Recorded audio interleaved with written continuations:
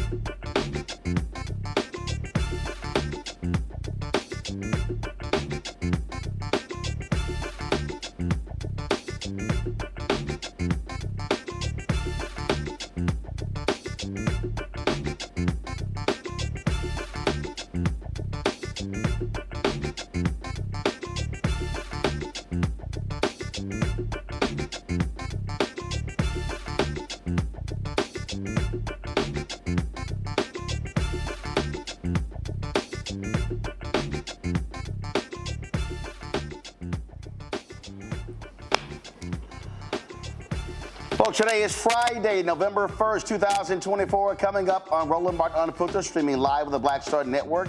I'm here in Mobile, Alabama, where they're having the second annual Port City Classic. I just finished moderating a couple of panels, and so coming up next, we'll be chatting with Shomari Figures, who is running for Congress in a new opportunity district created here in Alabama. We'll hear from him. Also on today's show, we'll talk about the election 4 days away. Both candidates are traversing the country, getting the vote out. Vice President Kamala Harris will be live in Milwaukee for a massive concert featuring Glorilla, the Isley Brothers, Cardi B, and others as well. Of course, we'll be traveling to Michigan this weekend, broadcasting the show. The Harris campaign dropped several new ads targeting the Trump campaign, and so we'll be talking about that. Lots to break down, folks. It is time to bring the funk on Roland Martin Unfiltered. On the Black Star Network, let's go.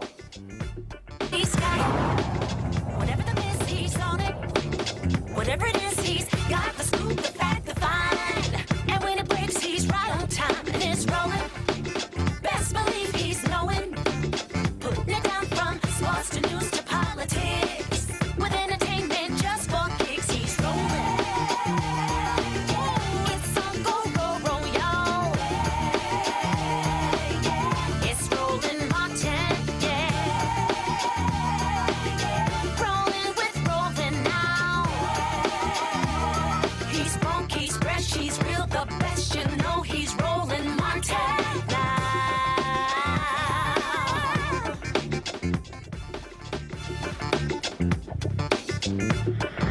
Martin.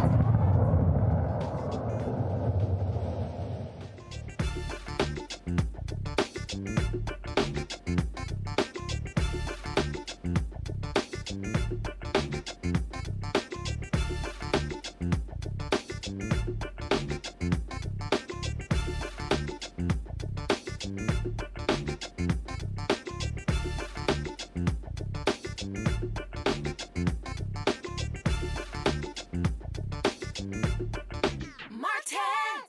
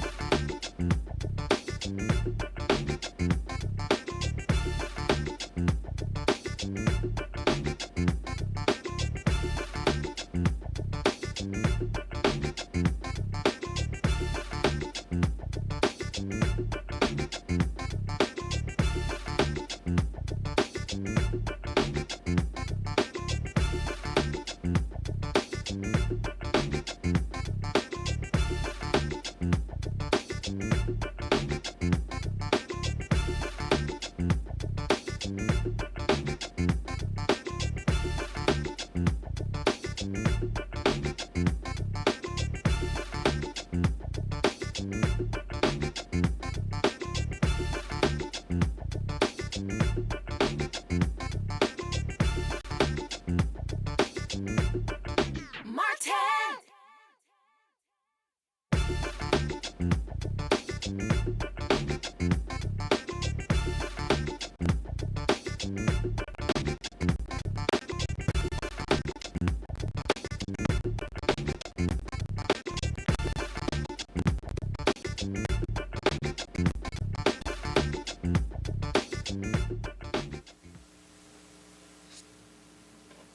Hey folks, Roland Martin here. We are in Mobile, Alabama. Been traveling the country, of course, as we are 4 days away from the election. And so much attention is focused on the national election, of course. Vice President Kamala Harris against Donald Trump to be the 47th President of the United States here in Alabama. There's a critical race taking place in the Opportunity District here. And the person joining me, Shomari Figures, is running in that particular race. And so, Shomari, glad to see you again. So let's talk about how's this race been going so far? Good to be here, man. It's been going well. It's been going well. The reception on the ground has been well. The ability to raise money has been well. The National Party is really leaning in here because they understand the opportunity that we have here. We just had Leader Jeffries, soon to be hopefully Speaker of the House. Hakeem Jeffries was campaigning with us yesterday in Montgomery. Jasmine Crockett was down here earlier this week. Eric Holder was here stumping with us. So people understand the importance of it, and we feel good about where we are in terms of how we're positioned to finish and leave it all out on the field, man. Let's talk about this Opportunity District. For people who don't know, I mean, it was created because of lawsuits of civil rights organizations battling this state, Republican in the legislature. There was 7 congressional districts, 6 Republican, 1 Democrat, 27% black in this state, and black folks were not getting proper representation. That's right. I mean, almost a third of the state's population is black, and we only had 1 district where a black candidate could legitimately be elected. And so there was a lawsuit that was brought after the last census. They packed even more black people into that 1 district, which is currently represented by Congresswoman Terry Sewell, so as to limit the impact that black voters in the state could have across multiple congressional districts. So a lawsuit was filed, and even this current iteration of the Supreme Court found, at least preliminarily, because the case is still going on, that there was a likely violation of the Voting Rights Act. And so they asked the state of Alabama to redraw its districts. To no one's surprise, the state of Alabama refused to comply. So the federal courts redrew the district, and now we have a true opportunity district. It's not a guarantee. It's not a slam dunk. It's a district now that's about 48% black, 46% white.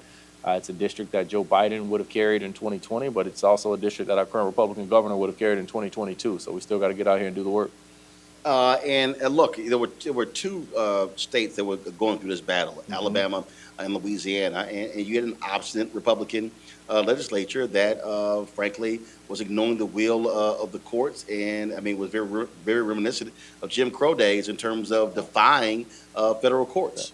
Yeah, I mean, it was shocking, and I think at the end of the day, I mean, I think one of the more important outcomes of this litigation to this point is not so much the district, although that is very important, but the federal courts, making sure that a state was not allowed to just essentially, put up his middle finger to the Supreme Court of the United States and other federal judges and say we're going to do what we want to do, at the disadvantage to minorities in this country. And so it was a great decision. Like I said, it's still preliminary at this point, but it was a great decision, I think, in terms of preserving not only the Voting Rights Act, but preserving the authority of the court to actually be the determining voice in terms of when people's rights are being violated. And so, our hope is that we get out and vote, and we take advantage of this opportunity, and then move this momentum on to state elections, so we can have a more of a voice when it comes time to redraw district lines in a few years. We were talking earlier, and one of the huge issues that the district faces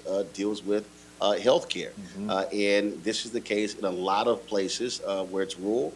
We've seen this in North Carolina, in Georgia, in Tennessee. I mean, this state got a lot of money from the federal government through COVID, and the governor chose to use that money not on health care, but chose to use it on prisons. Yeah, and I mean, look, health care issues here in the state of Alabama, similar to some other, southern states primarily, like it's beyond just health insurance that we're talking about. We're talking literal health care access.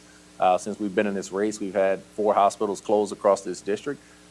We have several others that are hemorrhaging and having to, rob Peter to pay Paul every single quarter to pull money from non-traditional sources, i.e. the city council or county commission, to keep their hospitals open. The largest hospital in Montgomery, Alabama is on the verge of collapse. And so we have an obligation to make sure that we're doing that, because it's more than just a healthcare issue. It's an economic issue. Like, when you don't have hospitals, you can't recruit businesses. You can't recruit families to want to live there and set up shop there. And you can't recruit retirees that want to live out their lives in those communities. And so we have an obligation to make sure that we're standing up for our healthcare systems. And what is the response of lawmakers in this state? I mean, look, if you don't have hospitals, again, folks have to travel a lot further to get care, and that means that the likelihood of folks dying is real. Yeah, unfortunately, the response of state lawmakers has not been one that reflects a genuine care or passion about the lives of people throughout this state. Because, like, in a few respects, most notably, Alabama. Look, here in Alabama, we have the third lowest life expectancy in the United States, behind Mississippi and West Virginia, who only have us beat by like a few weeks, right, or months at best. So statistically speaking, we live the shortest lives in America right here in the state of Alabama. We need healthcare access the most, yet our state has refused for the past nearly 15 years to expand Medicaid under the Affordable Care Act. So that's something that we have to do, and in Congress, that's something that I'm going to prioritize, making sure we can again incentivize, offer the federal reimbursement incentive to the state of Alabama to go ahead and do what's right and expand Medicaid. But our state legislature has to get its act together, and in the event that they don't, then we're going to have to look at ways to drive resources directly to some of these counties to, at a minimum, try to provide some of the preventative healthcare services. Beyond healthcare, what also are the other top priorities for the district? Economic development is huge, especially in the rural communities, but also here in Mobile and in Montgomery as well. People want to know that they're going to be good paying jobs with good benefits available across this district. And so, to that end, we have several infrastructure projects that are going on right here in Mobile. Just outside this door, there's going to be a huge new bridge that's going to be built. There was a down payment on that by the federal government in the form of a federal grant that Mobile just received a couple months ago, and it was the largest federal grant that the state of Alabama has ever received. And so driving that's going to create jobs, it's going to create opportunities, but we have to make sure that we can continue to bring those sorts of opportunities here and make sure that that money that's being spent is being used to create those opportunities, and also inclusive and mindful that minority-owned businesses need to be there and able to take advantage of this major construction project coming this way. And economic development across this district as a whole. I mean, look, that unless a company is relocating to your area because of a natural resource in your backyard, then the most important thing that they need, the most important asset, is a highly trained workforce. And we have a long way to go here in the state of Alabama to make sure that we're developing the type of workforces across a variety of communities to sustain our ability to be able to recruit or create the ability to be able to recruit those companies. Right now, our children here in the state of Alabama read at the 6th worst literacy rate in the United States of America. And so we have to improve on that. We have to make those investments in education and public education, primarily because it is our largest workforce development program that we have, whether people like it or not. We talk about the area that you represent. You mentioned earlier counties not having hospitals. You said where Tuskegee University is. Yeah. No hospital there. When you talk about the Black Belt in this state, again, crucial role in the history of voting rights and civil rights, but in many ways it's been forgotten.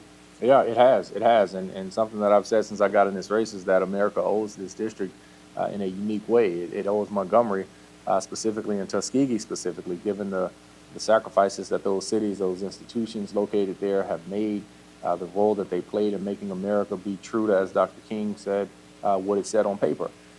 They played a unique role in that, a significant role in the civil rights movement. It was born out of this district. Tuskegee Airmen are out of this district. Rosa Parks, John Lewis's hometown, is out of this district.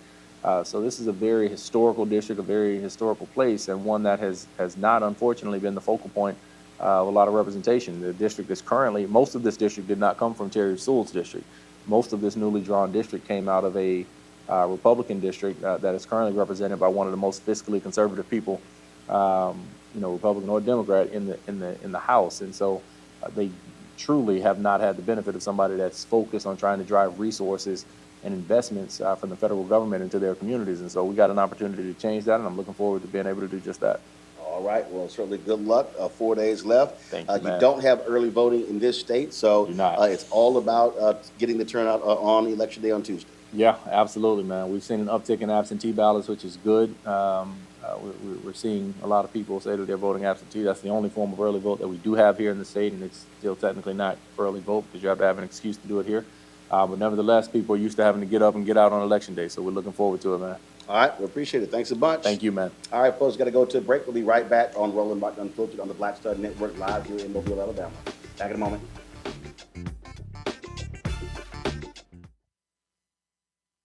Nearly 250 years ago, America was born when we wrested freedom from a petty tyrant. Across the generations, Americans have preserved that freedom, expanded it, and in so doing, proved to the world that a government of, by, and for the people is strong and can endure. And those who came before us, they did not struggle, sacrifice, and lay down their lives only to see us cede our fundamental freedoms to the will of another petty tyrant. So America, in 7 days, we have the power to turn the page and start writing the next chapter in the most extraordinary story ever told.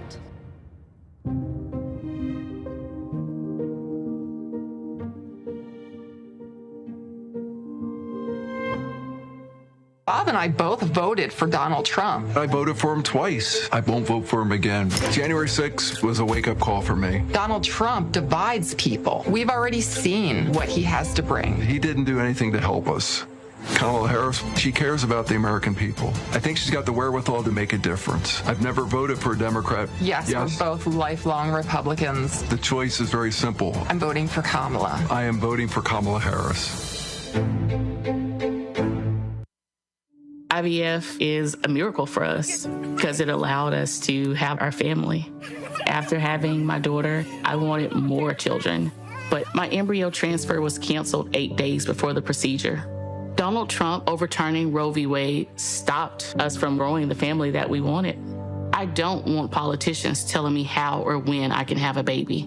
We need a president that will protect our rights, and that's Kamala Harris. I'm Kamala Harris, and I approve this message. Hello, I'm Jamia Pugh. I am from Coatesville, Pennsylvania, just an hour right outside of Philadelphia. My name is Jasmine Pugh. I'm also from Coatesville, Pennsylvania. You are watching Roland Martin Unfiltered. Stay right here.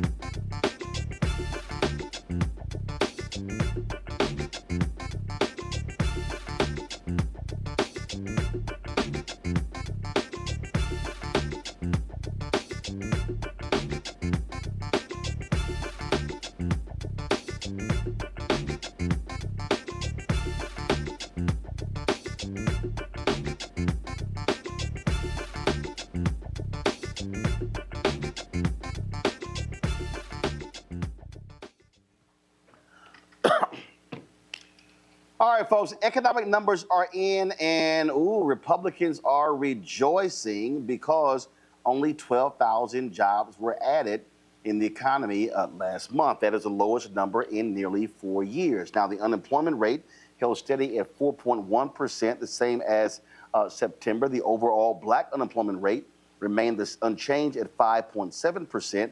The unemployment rate for black men increased from 5.1% to 5.7%. For black women, the unemployment rate dropped to 4.9%. Morgan Harper, an economist with the American Economic Liberties Project, joins us right now. And Morgan, when we look at the hurricanes and the strikes, that could very well be the reason we see these numbers. But it's really interesting, boy. Republicans, they've been waiting for this moment. Oh, the economy sucks. The economy is terrible. It's a lie.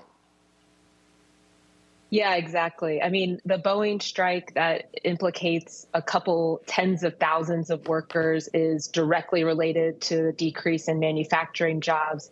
And then also, just like you said, Roland, with the hurricanes that occurred, and those all came about right when employers would have been reporting on their payrolls and the data that feeds into the jobs report. So it was always expected that this jobs report was going to be low. It does seem like the level of impact that the natural disasters had on the reported data is more than expected. But yeah, how do we know that the economy continues to be very strong? Well, how did the markets react to this data?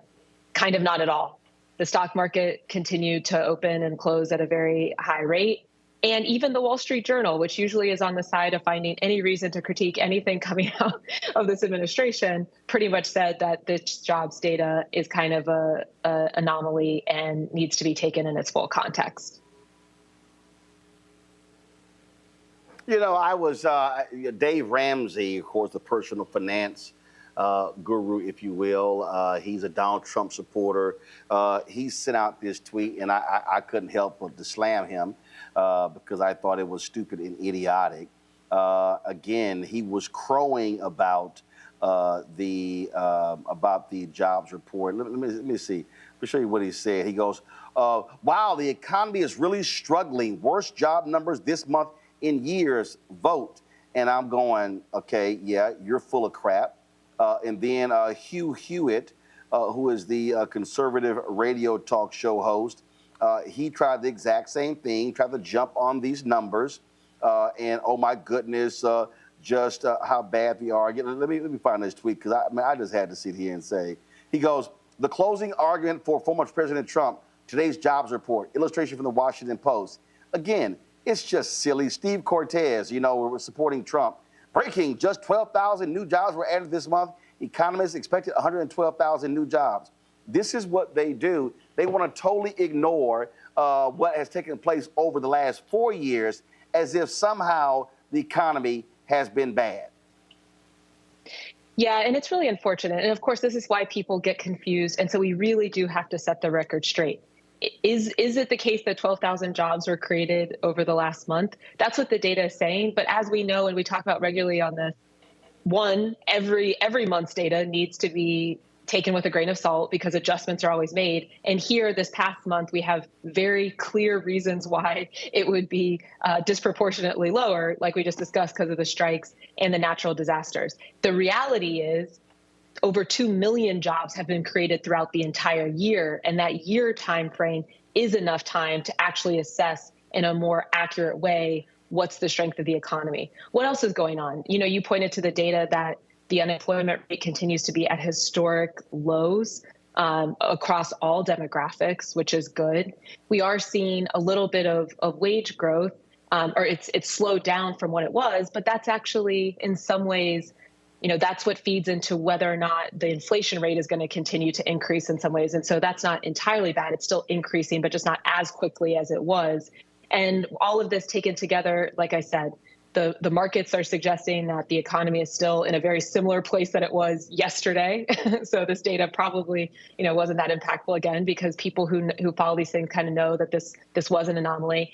And, you know, looking ahead, we are likely to see another interest rate cut, not as much as we saw, you know, a month or so ago. And that's a good thing. If you own a small business, for example, if you need to borrow money, that likely can be beneficial to you to have the interest rates go down. Or if you already do owe money to someone and you don't want to have to pay as much, this is a good thing as well. And the federal government's going to continue to try to find the equilibrium to make sure that, yes, we're seeing wage growth, we're seeing employment increase, but it's not fueling the higher prices that we were seeing, you know, higher rates of inflation a few years ago. The inflation rate is back to where it's supposed to be normally, about 2%, a little bit over.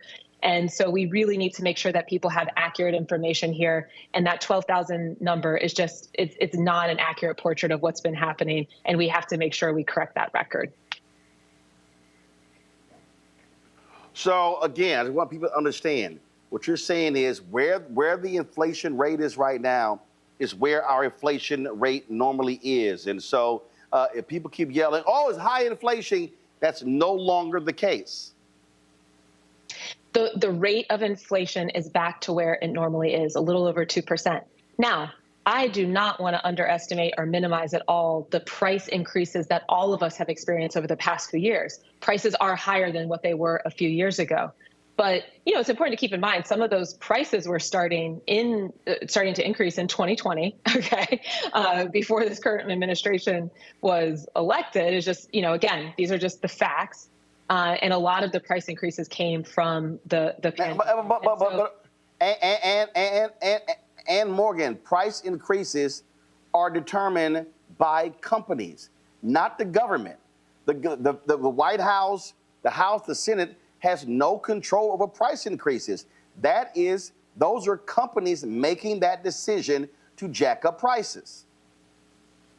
Yes, we definitely now have data that shows that there was price gouging that's been going on. I mean, at least over the past few years when we've had more enforcers and folks within this administration that have been tracking it. And what's another piece of evidence there? I mean, you know, Kroger-Albertson, that's a deal, that's a transaction that we've talked about before during the trial to determine whether or not that merger is going to be allowed. And around the time that the trial was happening, they had executives from the company saying, let us merge and we're going to lower all of our prices. We're going to save consumers $1 billion. It's like, oh, well, if you could be doing that at any time, why don't you just do that, right? Because you know that people are already struggling. So yes, corporations have discretion over how much they want prices to be, especially corporations that are dominating the market and don't have to deal with any competition. And that's what, unfortunately, we see across a lot of different market areas in the economy. Why is Visa, for example, able to charge high fees that then end up hitting small business owners when they want to process any of the transactions we do? Why? Because they can, because they're not facing any competition. So, you know, that's an ongoing issue that we're going to have to address as a country. We've seen some progress in this administration to try to tackle some of that price gouging. We've seen also, you know, from Vice President Harris in her economic plan that one of her goals is to take on price gouging specifically in the grocery market. And that is going to take some time to really rein in. But rest assured, there are laws existing on the books that ban that type of behavior. And we need to make sure that we have enforcers in place that are going to use those laws to their maximum impact, and legislators in Congress, like you were just talking, your prior, you know, guest who looks like maybe he's going to get there, to be one of those that's going to be pushing for legislation that will ban these types of practices from corporations that drive up prices ultimately that we end up paying.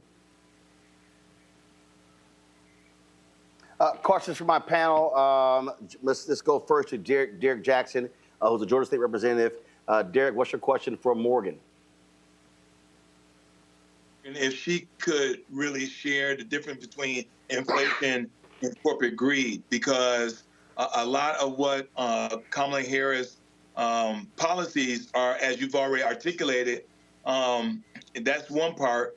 And then the second part, why there's no breakthrough for her. I mean, you know, I don't drive everything around polls, but it still says that Trump is leading when it comes to the economy, when the world economists are backing her plan, the GDP growth of 2.8%, the job creation that you already mentioned. Why there's no breakthrough? Why it's not resonating when it comes to that she's better of the two to handle the economy?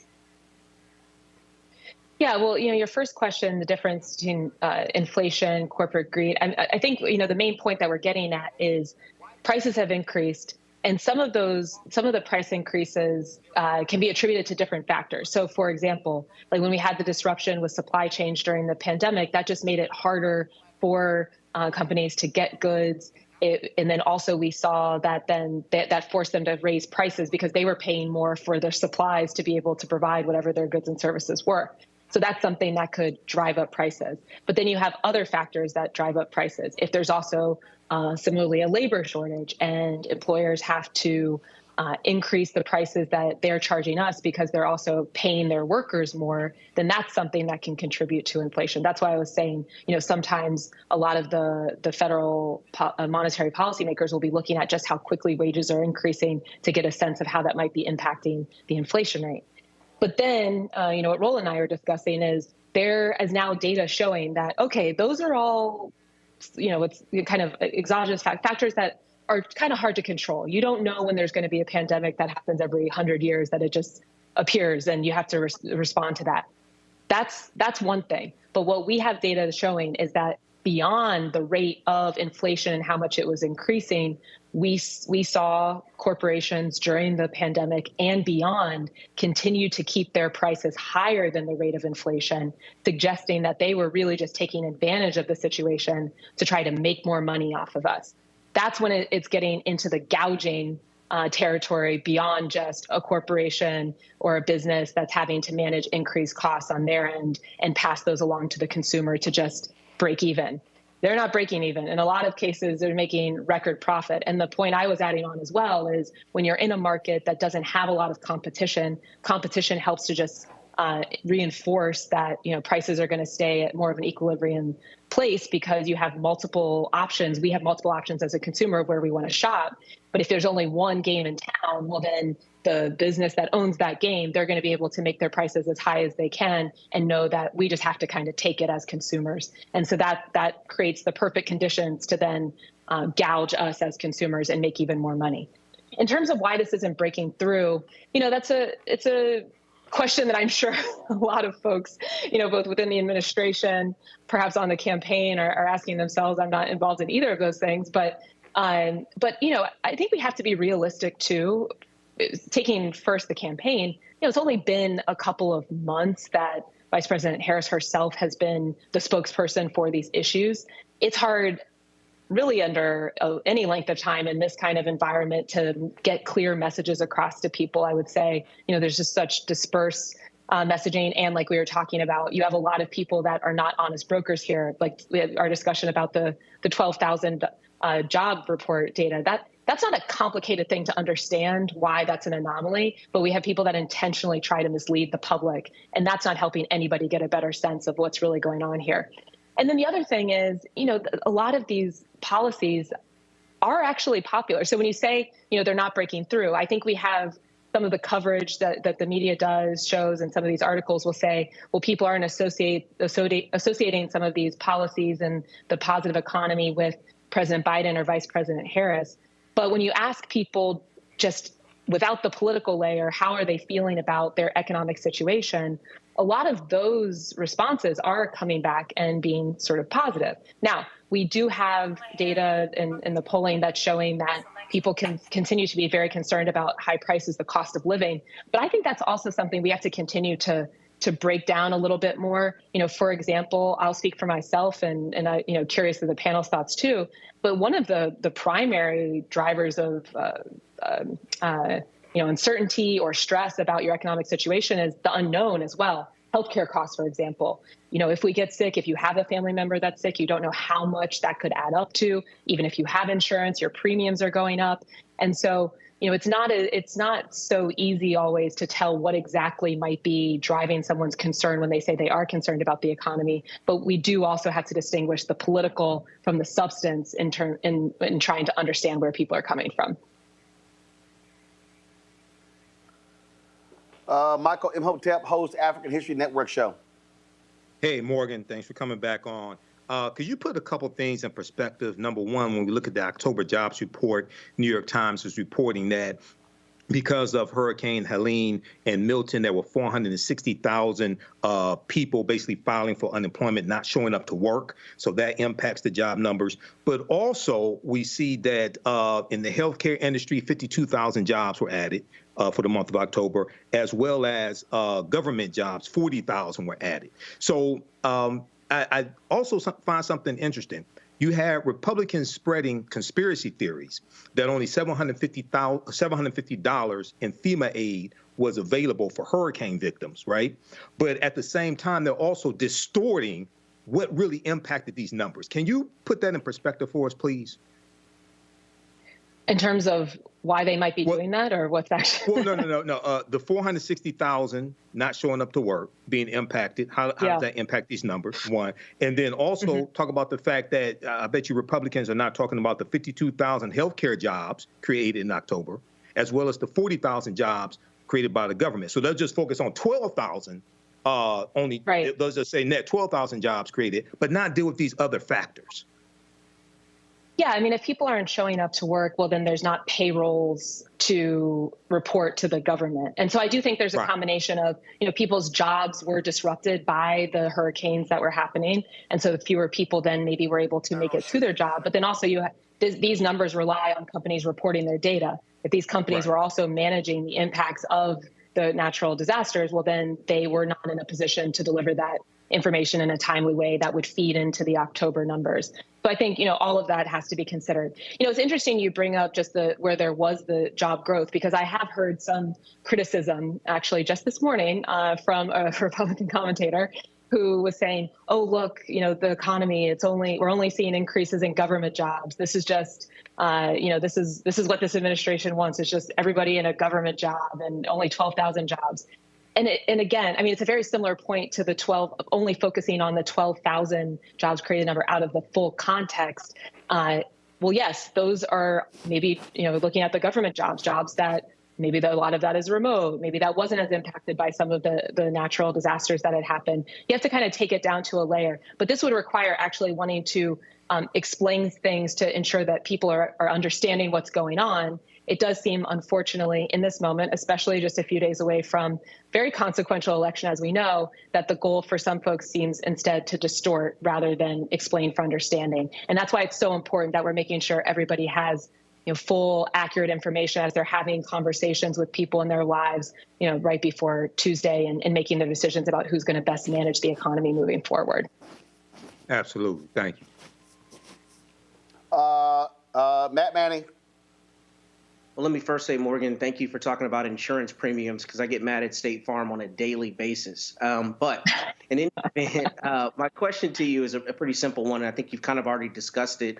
There's a lot of rhetoric, a lot of numbers around all of this, and it can be a little difficult to follow. If you had to pinpoint 2 or 3 metrics for anyone who's trying to get just an objective view of how good the economy is doing now as compared to under Mr. Trump, what would those metrics be, and what necessary context needs to be around those metrics to really evaluate where the economy is now and the health of the economy?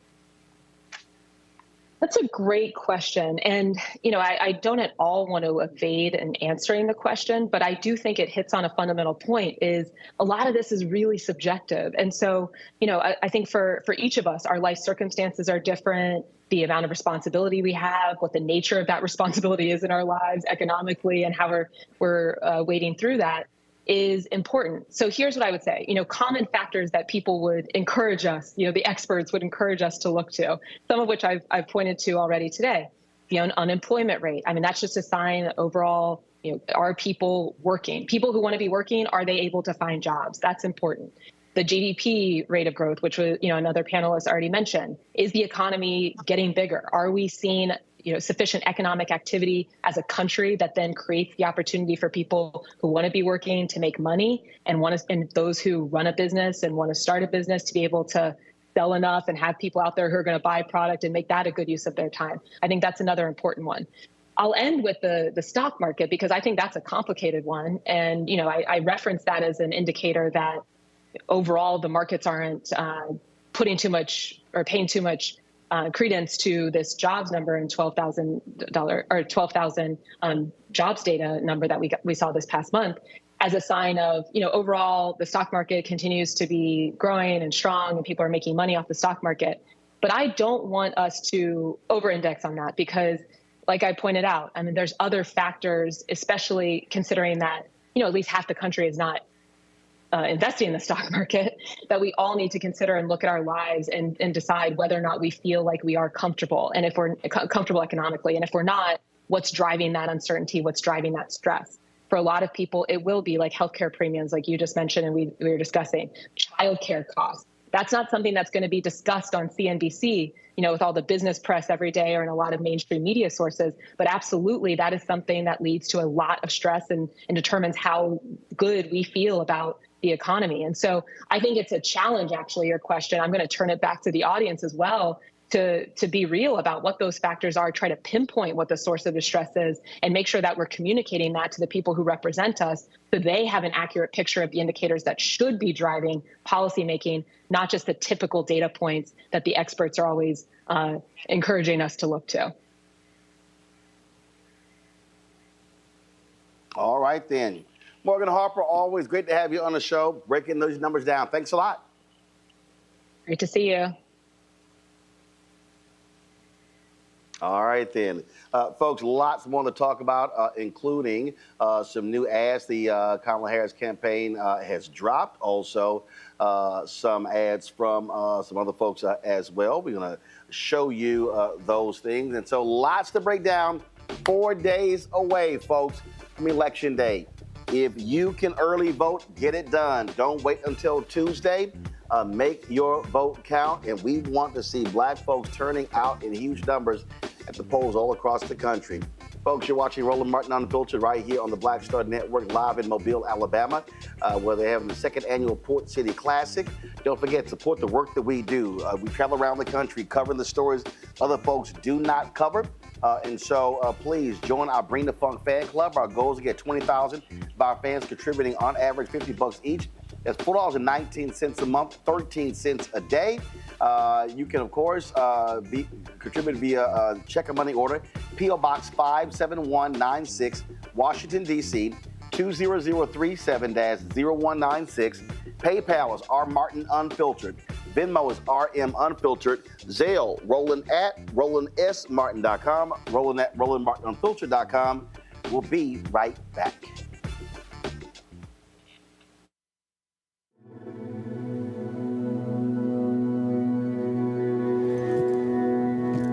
Her blanket.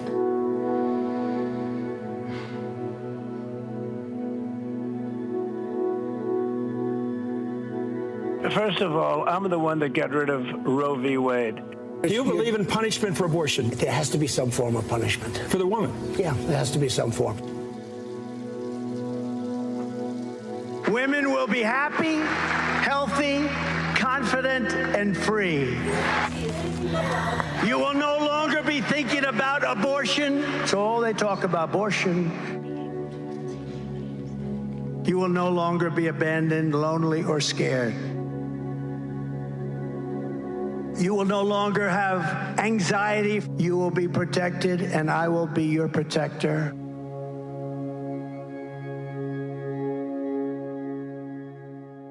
Disastrous, alarming, a plan that shreds American values. That's what independent news sources and conservatives are saying about a proposal from right-wing extremists called Project 2025. It would threaten hundreds of thousands of jobs created by the Clean Energy Plan, give massive tax breaks to big oil, and roll back protections that keep corporations from poisoning our water with toxic chemicals. Project 2025, a dream for them, a disaster for you.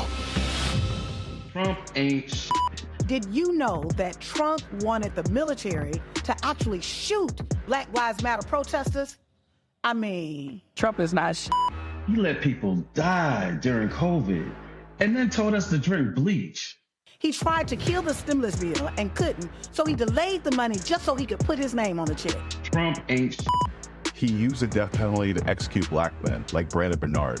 He f***ed Obama's economy, lost thousands of black jobs. He started inflation and gave his billionaire buddies a tax cut. America, Trump ain't Don't vote for that man. He's nothing but Vote Kamala Harris for president. This is Reggie Roth-Byford. You're watching Roland Martin Unfiltered, uncut, unplugged, and undamn believable. You hear me?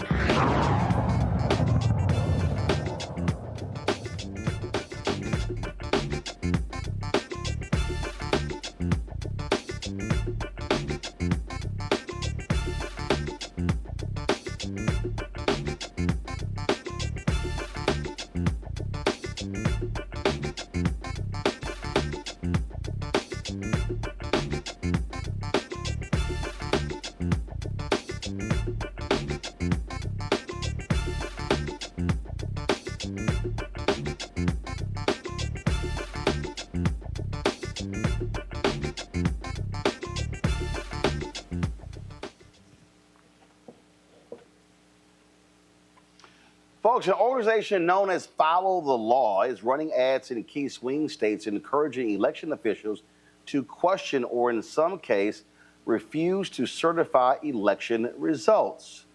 This is the Republicans' plan. Now, courts have found this to be illegal for more than a century. ProPublica and Wisconsin Watch teamed up for this investigative piece called Election Skeptics Are Targeting Voting Officials with ads that suggest they don't have to certify results. Phoebe Petrovich, one of the reporters on this, joins us now from Madison, Wisconsin. Phoebe, this is what we call one of the tactics that Steve Bannon and others have been pushing since 2016. After they lost in 2020, they have been angry. They said they were going to be targeting state election boards, local election boards, to do this very thing. We saw what happened in Georgia. Well, they tried to, this election board tried to change the law in terms of, oh, we're going to go to hand counting ballots, things along those lines. This is how Republicans are trying to muck everything up. And listen, lawyers better be ready, because this is going to be a legal battle if this is a very close election come Tuesday night. Yeah, as you said, it's totally part of a playbook. This is just one piece in a larger project to kind of leverage every mechanism you possibly can in the election system to their advantage. And one of the really important things with this story was trying to get out the word that certification is mandatory, that this is something courts have held is a mandatory duty of election officials for over a century. And Follow the Law, the organization that we uncovered in this piece, does not identify who they are. They say on their website that they're just a group of lawyers committed to election integrity, but in fact, we found that they are connected with Republicans who have been attacking certification across the country. You know, and what we have to understand, I mean, I can't remember the woman's name, but, you know, the clerk in, was it Arizona, who went to federal prison because she refused to certify the election results and was crying, and they were like, oh, my God, she's a victim. No, she broke the law. So other people have done the research. It seems like there's upwards of at least 35 officials across the country who have attempted to either refuse or delay certification since 2020, and all of those people have been unsuccessful. This has not been successful yet in the United States of America because, exactly as you said, this is a legal requirement, and in some cases there are criminal penalties that people will face.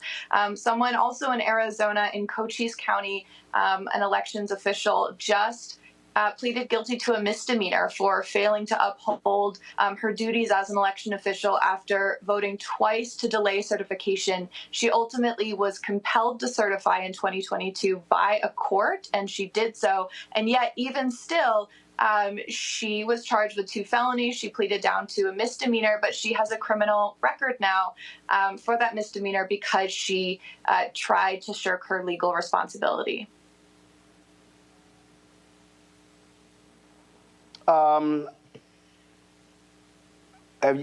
You've been talking to obviously election experts, and are they scared to death, or are they very worried that we are going to have legal mayhem with this election that just makes 2020 look like recess? I think that everyone. I think that everyone that I spoke to, elections experts, elections administrators themselves, journalists, lawyers, poll workers, like everyone is just, we're realizing that we're not going to get a lot of sleep, that this is going to be a legal fight, that regardless of the outcome, there will probably be litigation and contestation. I can't speak to whether or not people are scared to death, but they do anticipate that there will be lawsuits. There has been a broad swath of activists and advocacy groups that have sort of attacked certification and tried to undermine it since 2020. But the good thing is that, you know, people are prepared and know about it now and are ready. And so I'm sure that just as there are people who are preparing to file litigation challenging certification, there are lawyers across the country who are prepared to fight back as well.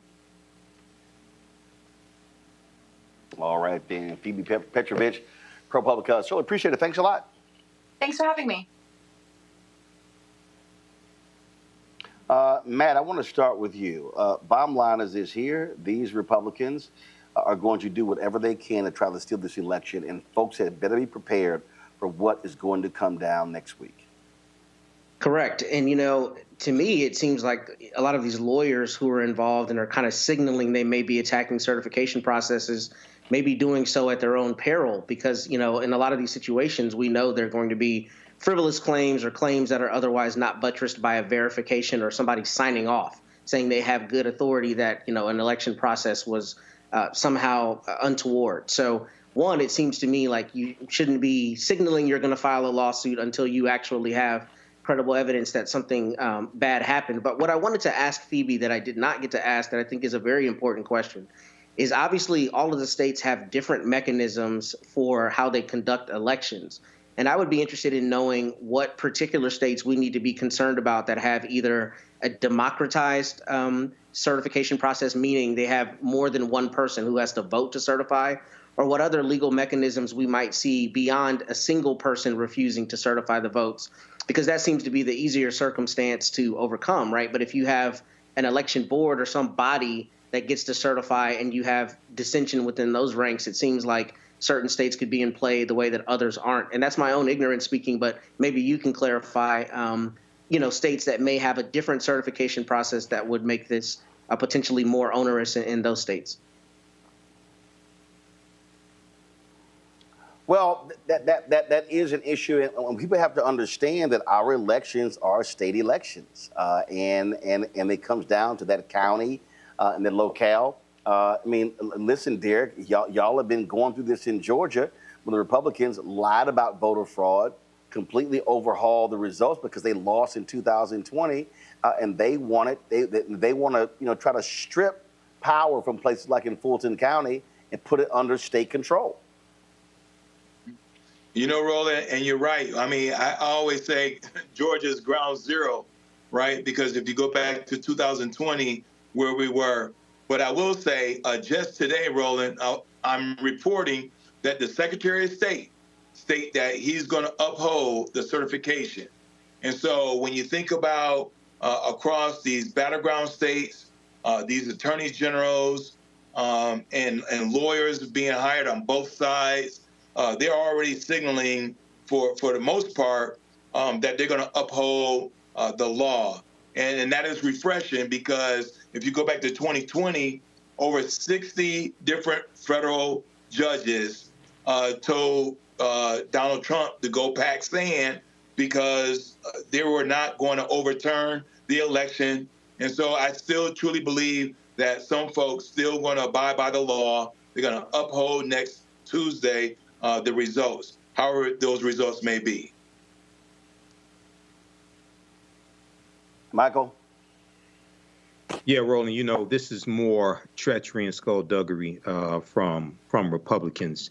And, just a couple of days ago, Donald Trump slyly said that he and Speaker Mike Johnson have a secret weapon, and that when you deal with it in the federal level, when it comes to certifying election results, they're going to try to pull something there if it's close. So this is this is to be expected from Republicans. And reading this article from ProPublica, the ad directs you to a website that has misinformation about the actual laws there in Pennsylvania and Wisconsin when it comes to certifying election results. So, instead of trying to create better policies to make people want to vote for your candidates, you're trying to find other ways to lie to people and steal elections. So this is why it's important for people to vote.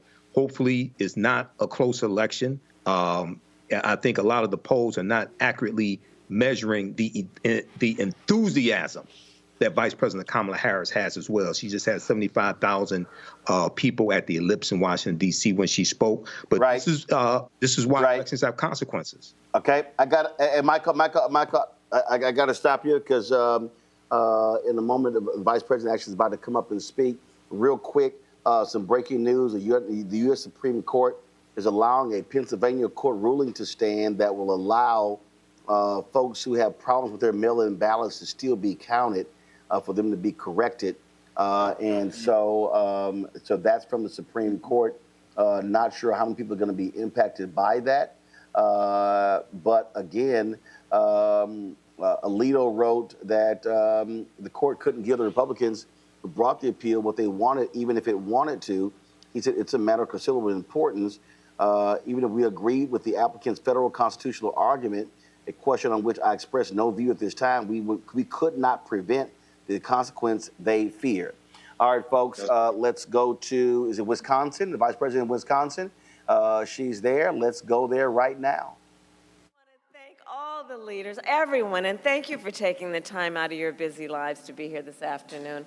You know, we are all here because we care, and we know that this is about community and of all of us being here together at one time, and I thank you all. And I want to thank my dear friend Tammy Baldwin. Send her back to the United States Senate. Lieutenant Governor Rodriguez. County Executive Nelson. And the chair of our Democratic Party, Ben Wickler.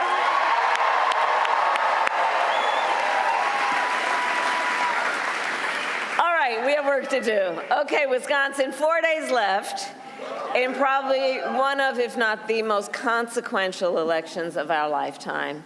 And we have work to do still. We have a lot of work to do, but we like hard work. Hard work is good work. Hard work is joyful work. And make no mistake, we will win. We will win. We will win. We will win. And one of the reasons, and yes, we will win. And we will win, and we will win because we are the type of people who we know when you know what you stand for, you know what to fight for. You know what to fight for, right? And in this election, we have an opportunity to finally turn the page on a decade of Donald Trump trying to keep us divided and afraid of each other. We're done with that. We're done. We're exhausted with that. And we know that's who he is, but Wisconsin, that's not who we are. That's not who we are. That's not who we are. And it is time for a new generation of leadership in America.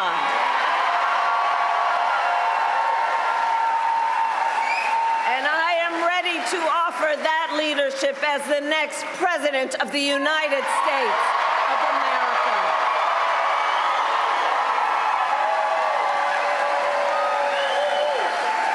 And Wisconsin, you know me, I'm not afraid of tough fights. For decades, clearly,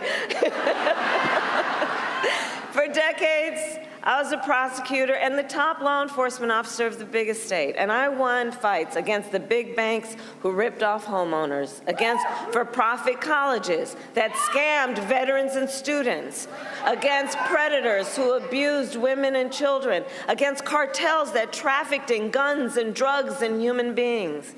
And I pledge to you, if you give me the chance to fight on your behalf as president, there is nothing in the world that will stand in my way. And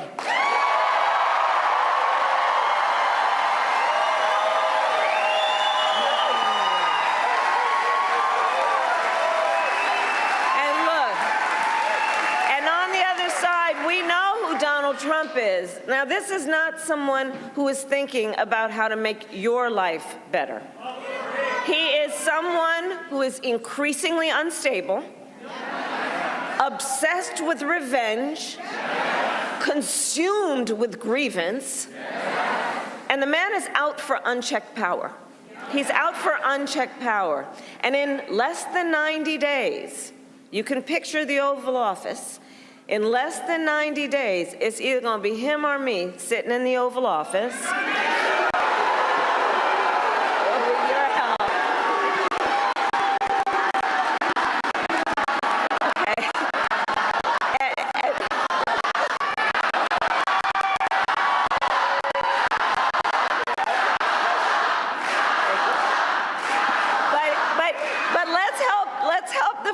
And family and neighbors who are not here right now, imagine that for a minute, right?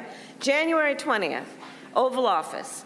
It's either going to be him sitting in there, poring over and stewing over his enemies list, or when I am elected, it will be me walking in there on your behalf, working on my to-do list. Because we got work to do. Because we have work to do. And at the top of my list is bringing down the cost of living for you. That will be my focus every single day as president, including I will give a middle-class tax cut to over 100 million Americans. We will enact the first ever federal ban on corporate price gouging on groceries. Fight to make sure that hardworking Americans can actually afford a place to live. And one of the things that we were talking about backstage is about the importance of people being able to care for their family members, and including and in particular their elder family members. And some of you may know, and this is personal for me, as are so many of these issues. I took care of my mother when she was sick.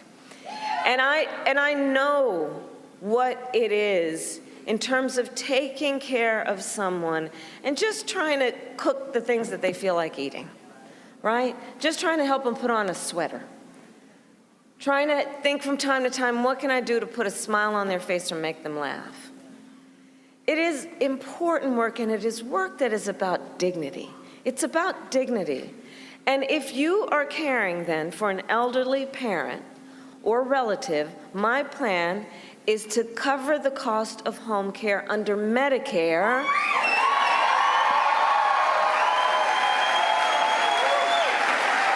So you don't have to worry about either spending down whatever savings you have to qualify for Medicaid, or quitting your job and cutting off a source of income to be able to stay at home. In particular, if you're in the sandwich generation, meaning that you are taking care of your kids while you are taking care of a parent. It's about dignity. And my plan will also lower the cost of child care. Again, about dignity. About dignity. My plan is to prioritize cutting taxes for small businesses. Do we have small business owners here? I love our small businesses. You are part of the backbone of America's economy. And that's the work we will do. We will do the work of lowering health care costs, because I believe so deeply and strongly, access to health care should be a right and not just a privilege of those who can afford it. It's about values. It's about values. On the other hand, Donald Trump's answer to the financial pressures you face are the same as they were last time. Another $1 trillion in tax cuts for billionaires and the biggest corporations. And this time, he will pay for it with a 20% national sales tax on everything that you buy that is imported. Clothes, food, toys, cell phones. A Trump sales tax that would cost the average American family, economists have measured it, more than $4,000 a year that you are not paying, you would have to pay because of that tax. And on top of that, as we have discussed, he still wants to get rid of the Affordable Care Act, which would throw millions of people, millions of Americans, off of their health insurance. and take us back to the time when insurance companies could deny people with pre-existing conditions. You remember what that was? Well, you are correct. We are not going back. We are not going back.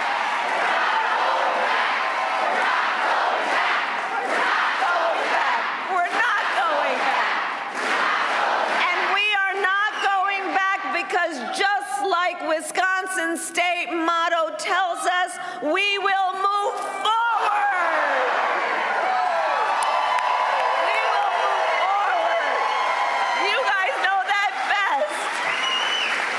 So ours is a fight for the future, and it is a fight for freedom.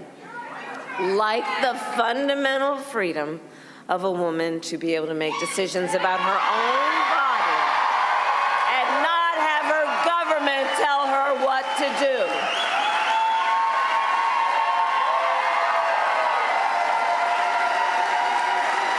And we remember how we got here. Donald Trump, when he was president, hand-selected 3 members of the United States Supreme Court with the intention that they would undo the protections of Roe v. Wade. They did as he intended, and now over 20 states have a Trump abortion ban. Imagine, in America today, 1 in 3 women lives in a state with a Trump abortion ban. Many with no exceptions, even for rape and incest, which is immoral. And Donald Trump's not done. He would ban abortion nationwide, yes, even here in Wisconsin were that to happen. And he would restrict access to birth control, put IVF treatments at risk, and force states, get this, to monitor women's pregnancies.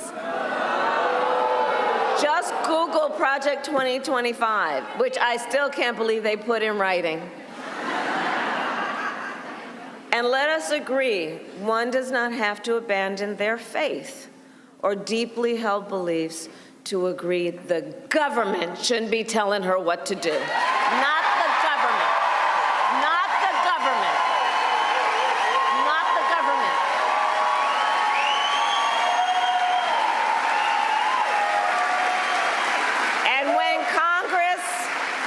And when Congress, together with Tammy's leadership, passes a bill to restore reproductive freedom nationwide, as President of the United States, I will proudly sign it into law. Proudly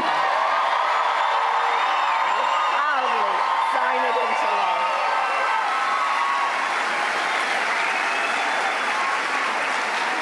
So, Wisconsin, I am asking for your vote. I am asking for your vote. And here is my pledge to you. Here is my pledge to you. As president, I pledge to seek common ground and common sense solutions to the challenges you face. I pledge that I am not looking to score political points. I am looking to make progress. And I pledge to listen to those who will be impacted by the decisions I make. I will listen to experts. I will listen to the people who disagree with me. Because you see, unlike Donald Trump, I don't believe that people who disagree with me are the enemy. He wants to put them in jail. I'll give them a seat at the table. That's what a democracy is about. That's what leaders do.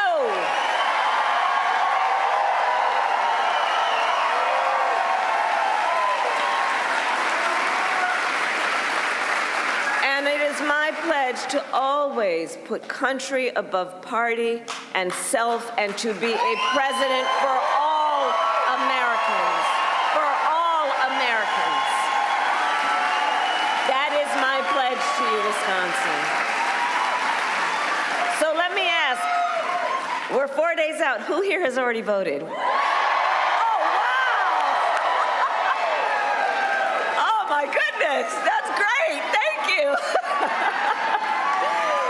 Okay, well, here's what I want to ask. I want to ask a little more of you. Please talk to your friends and family and neighbors and share your perspective. Share why you have taken the time out of your lives to spend this time here when there's so many other things you could do. Let them know, because this moment, I think, really is our opportunity to reconnect with people and remind them they're not alone and build community. And so please, share with them why this election is important to you and encourage them to make their voices heard. And for anyone who's not yet voted, no judgment. But please take a moment now to just think about what your plan will be for when and where you will vote. And please go to iwillvote.com. Yes, I have a website. For all the information you might need about when and where you can go to vote and where to drop off your absentee ballot.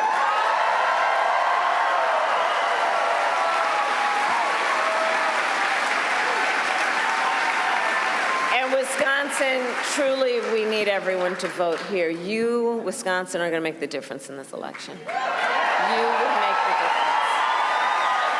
You will make the difference.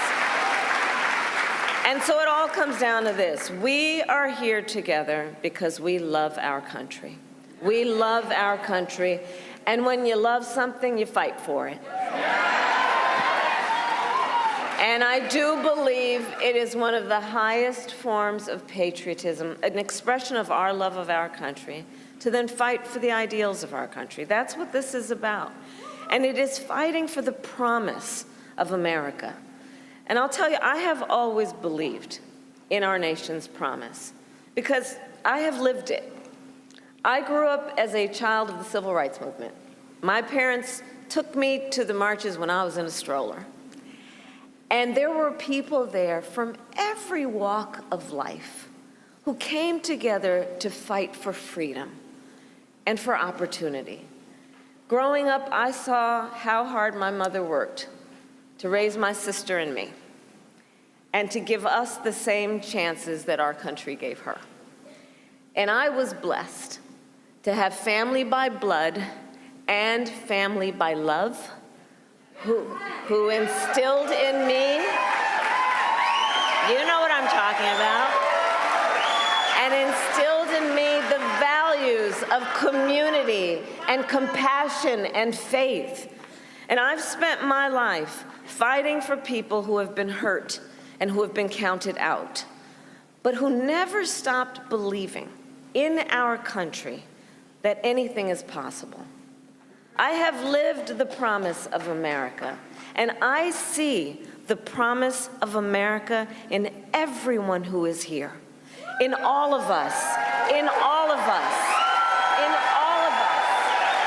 This is the promise of America. This is the promise of America. In the fathers and mothers and grandparents who work hard every day for the future of their children. In the women who refuse to accept a future without reproductive freedom. And in the men who support them.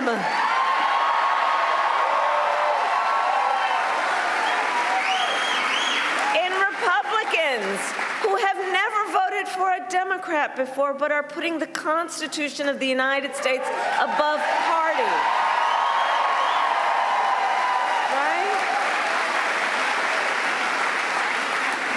Of America is all around us. It is in the young leaders who are voting for the very first time. Where are you? Where are you? Oh, I love Gen Z. I really do. You know what I love about this generation?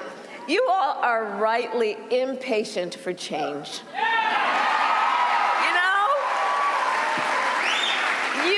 Determined to live free from gun violence, to take on the climate crisis. You guys are going to shape the world you inherit. And for this generation, none of these issues is theoretical for them. It's not political for them. For you all, it is a lived experience. It is a lived experience. That's right. And I see you, and I see your power. And I am so proud of you when I think about the future of our nation. So can we hear it for our first-time voters?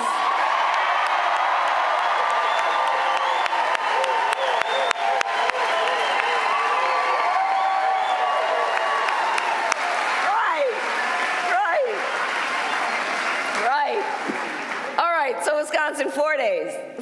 get this thing done, and no one can sit on the sidelines. Well, let's spend the next 4 days so that when we look back on these 4 days, we have no regrets that we did everything that we could. So let's knock on doors, let's text and call voters, let's reach out to family and friends and classmates and neighbors and coworkers. And as we do, please, I do ask you, let us be intentional about building community. Let us be intentional about building coalitions. Let us remind each other and others that we have so much more in common than what separates us. Let us do that. There is power in that. It will strengthen our country. And we'll remind folks also, your vote is your voice, and your voice is your power. It is your power.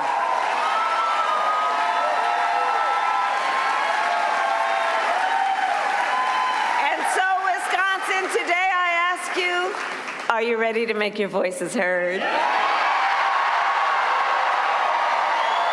we believe in freedom? Do we believe in opportunity? Do we believe in the promise of America? And are we ready to fight for it? And when we fight, we win. God bless you, and God bless the United States.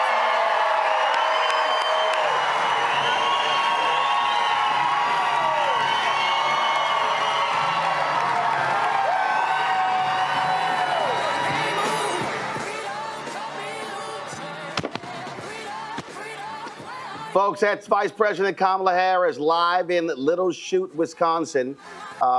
Huge rally there. She is closing absolutely strong.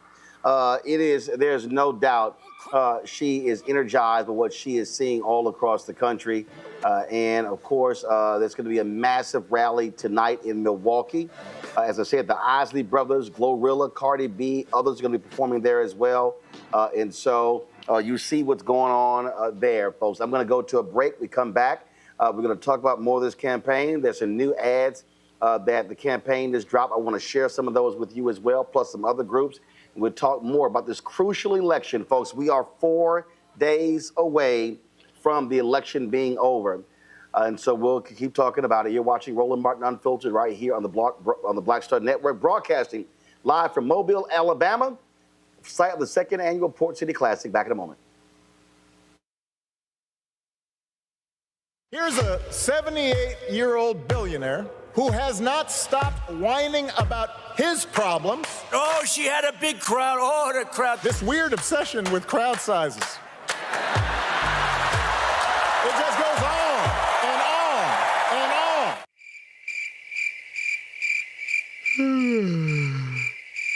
America's ready for a new chapter. We are ready for a President Kamala Harris. I'm Kamala Harris, and I approve this message.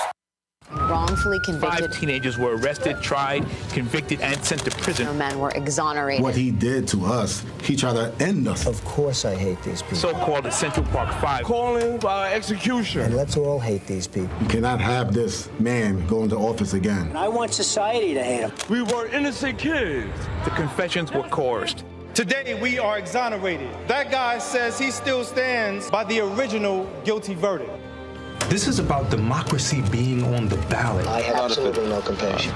Look at Kamala. She represents the kaleidoscope of the human family. There's something different happening in America. We will get the opportunity to build a future where we will be able to thrive and not just survive. In 2016, Donald Trump said he would choose only the best people to work in his White House. Now those people have a warning for America. Trump is not fit to be president again. Here's his vice president.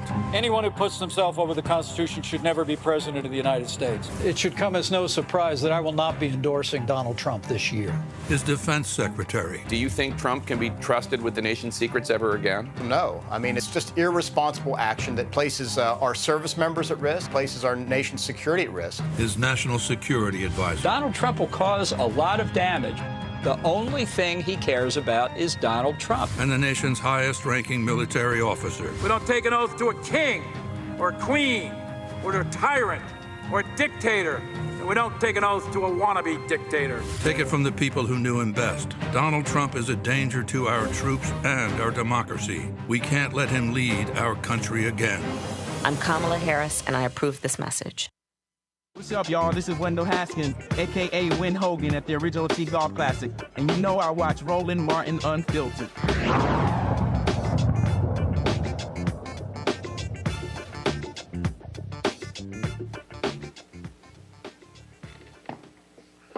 Folks, again, 4 days from Election Day, and the Poor People's Campaign are very much involved in contacting millions of low income and poor workers all across this nation. Joining us right now is Reverend Dr. William J. Barber, co-convener of the Poor People's Campaign.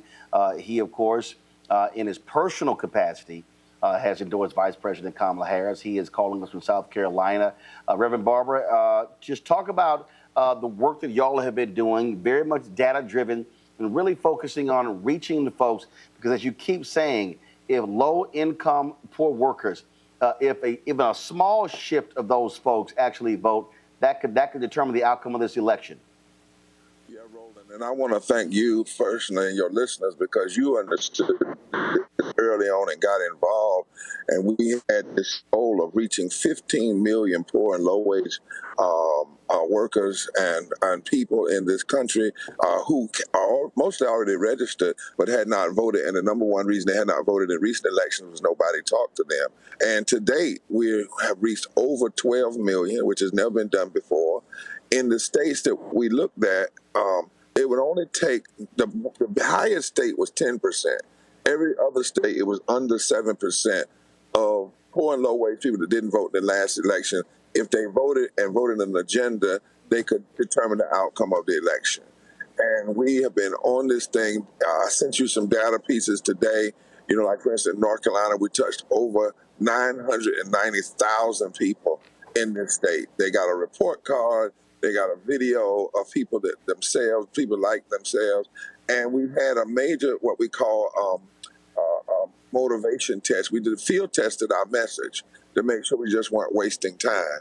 But in addition to that, we did old-fashioned canvassing, Roland, and touched over 200 and some thousand individual homes. And Roland, for your listeners, we did this with under 700 volunteers. Under 700 volunteers from the fraternities and sororities and unions and the people in the campaign. It doesn't take a whole lot of people to do something that's massive if we work together. And when you talk about reaching them, Reverend Barber, just walk us through that. What does that mean? What does that look like? What messages are y'all conveying to those voters? Well, first of all, the very fact that we talk to them, we reach them, and they're getting peer-to-peer contact.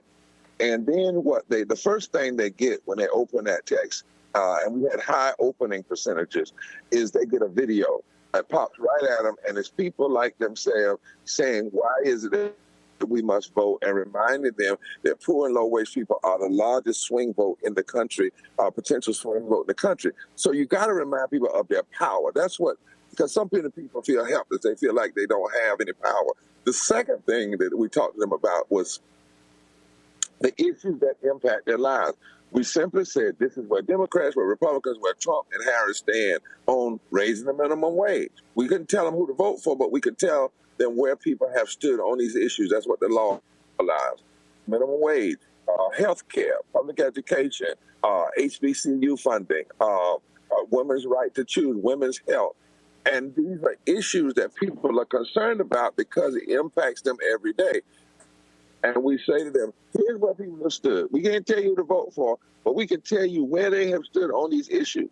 And we even told it if it was a situation where Democrats and Republicans stood basically the same, because we wanted our report card to have legitimacy. We didn't want it to be seen just as a partisan tool. We wanted to say this is something that's telling you the truth. And the last thing they got was how to go and make sure their registrations were good, how to find out about early voting and whatnot in their state. So they got 3 pieces of empowerment, both in person and through our text messaging program. You talk about, again, where those voters are so important. You got 7 battleground states. When you look at the numbers of the 7, which are the top 3 or 4 where low-income, working-class voters could really decide this election? Trump won by 74,000 votes in North Carolina the last time. 1 million poor and low-wage voters did not vote. They could have voted. It would only take 7% to outdistance the margin of victory in the last election. In Pennsylvania, the margin of victory was 40,000 of the last election. 1.4 million poor and low-wage people did not vote. It would only take right at 3 to 4% of them to outdistance the margin in the last election. And in Michigan in 2016, Trump wins by 10,000. It would only take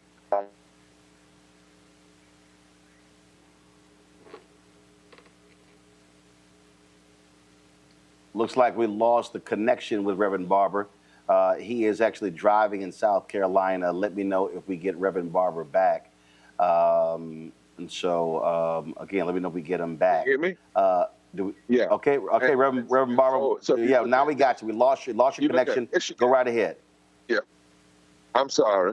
If you look at Michigan, Pennsylvania, and North Carolina alone, you're talking about 4 million people that did not vote, poor and low wage that did not vote. But in those same states, you're only talking about 100,000 vote margin between those states.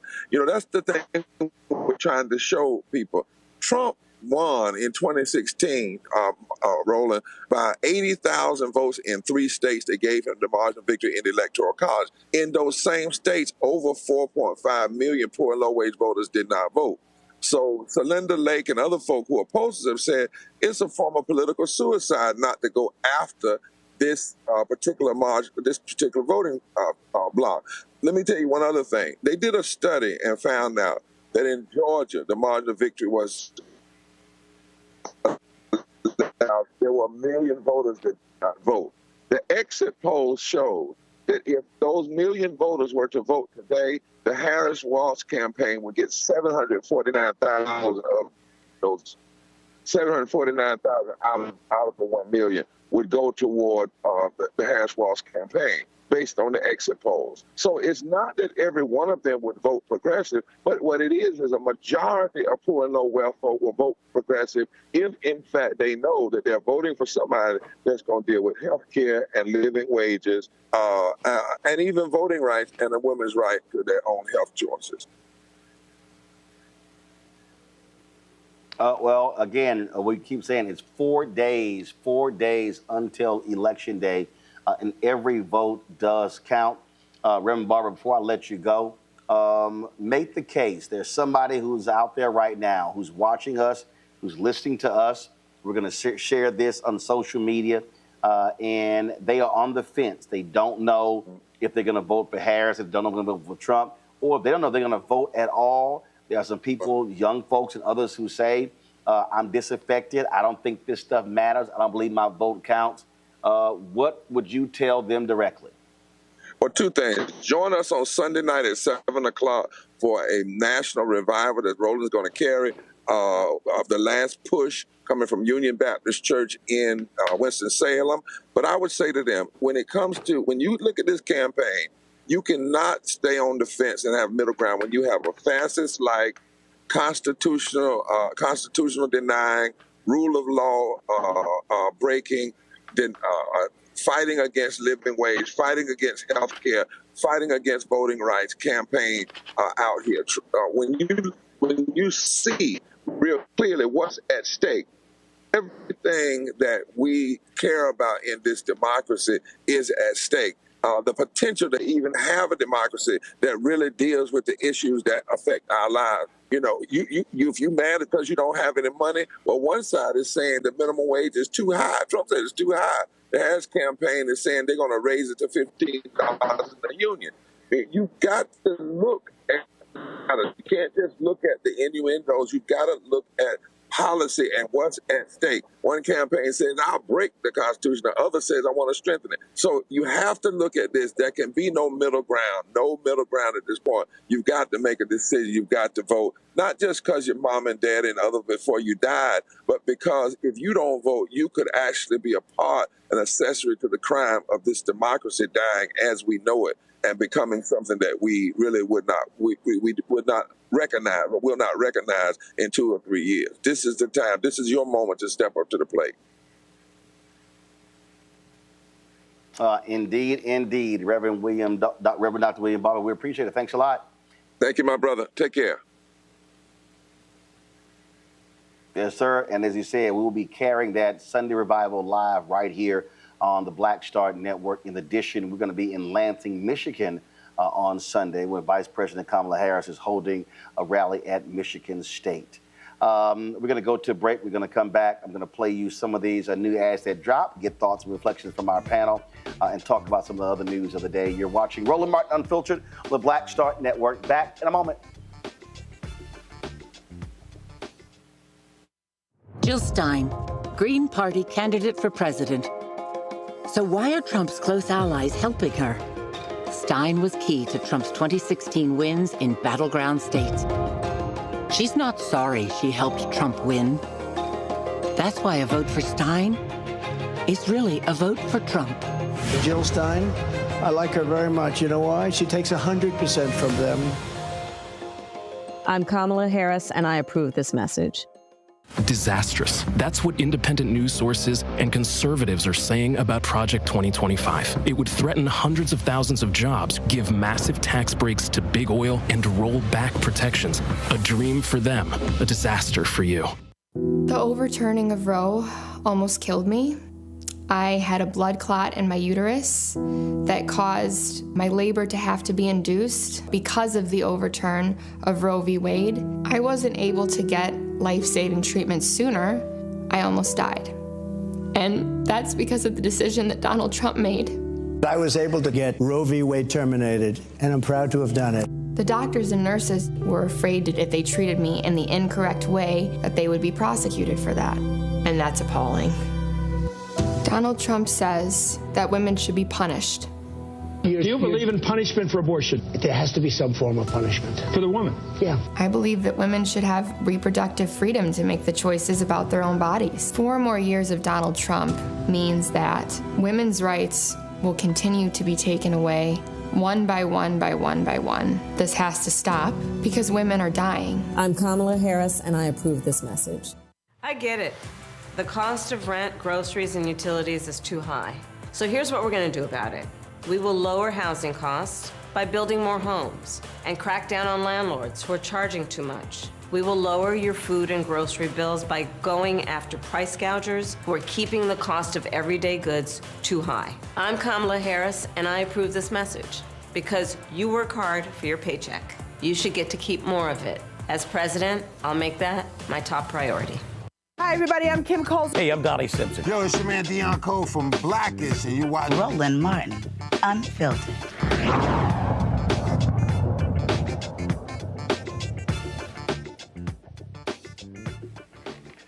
All right, folks, welcome back to Roland Martin Unfiltered on the Black Star Network. The Harris campaign rolling out some new ads targeting Donald Trump. Let's roll the first one. Never before has there been such a danger to America. A creature with orange, leathery skin looms in the shadow, coming to destroy democracy. You're not going to be a dictator, are you? I said no, no, no, other than day one. Raising prices for families. 100, 200, 2,000% tariff. Spreading racist lies. They're eating the dogs, the people that came in. They're eating the cats. Admiring dictators. Able to deal with Putin and Kim Jong-un and all of the people that they're very fine people you have to deal with. Don't believe us? Ask his own staff. Trump asked me to put him over my oath. Anyone who puts himself over the Constitution should never be president. God help us, a total fascist. This creature vies for total unchecked power. Vote Harris Walls to stop him.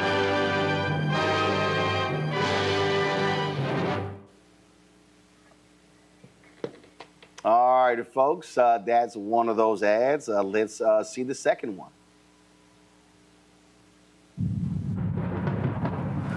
For too long, a cloud has hovered over this country. One of division and fear. Fear of each other. Fear of our differences. He tried to turn us against each other, to normalize violence and hate. But we know who we are. We are Americans. We love this country, and while we may not all share politics or geography, we know the time has come for common sense and common ground. For a leader who holds true to our ideals that all are created equal, and the American dream belongs to each of us. That having a home, making a family, living one's golden years in health and security must not be a privilege for some, but a right for all. And while the fabric of this nation may be tattered, we can mend it together. One family, one community, one vote at a time. It's a new day rising, one of unity and hope, of a shared belief in what's possible when we remember who we are, the greatest nation on earth, America.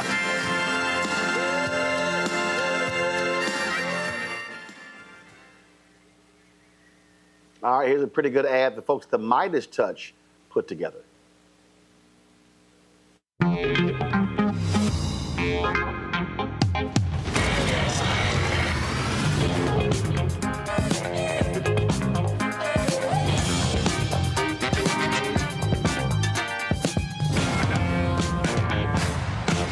We're effectively run in this country by a bunch of childless cat ladies.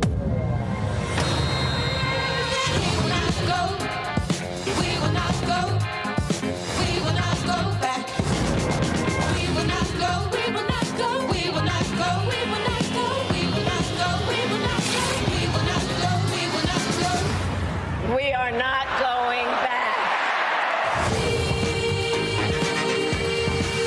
Won't go back.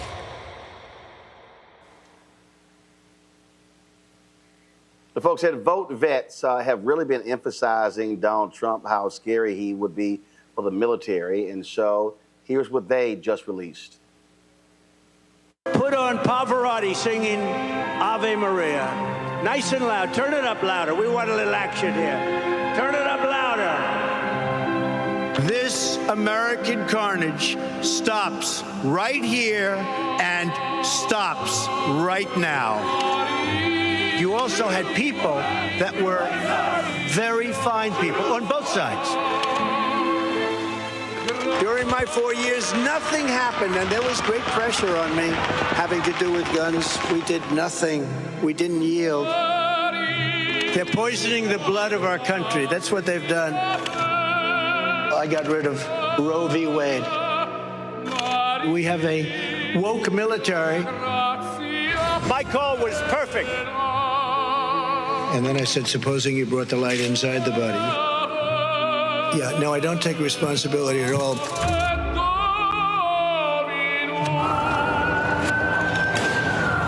I just want to find 11,780 votes, which is one more than we have.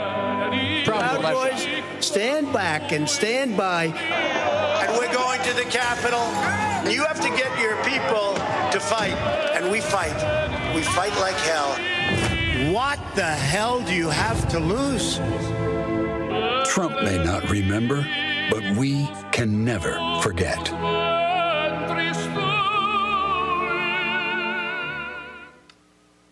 All right, folks, here is the Don Winslow.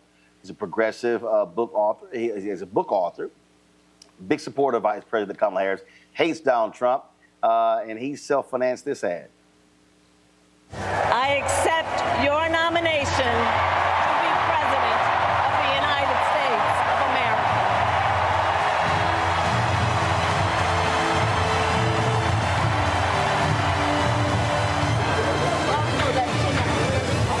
Do we believe in freedom? Do we believe in opportunity? Do we believe in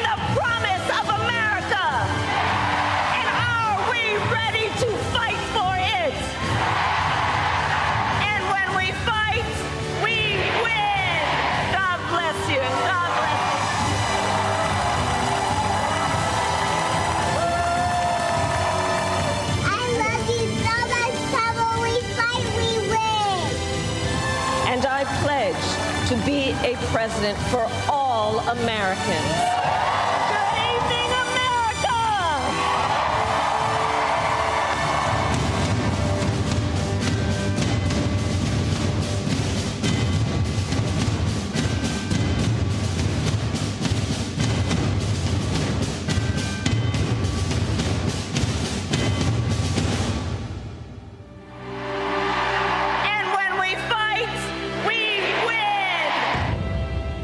All right, folks.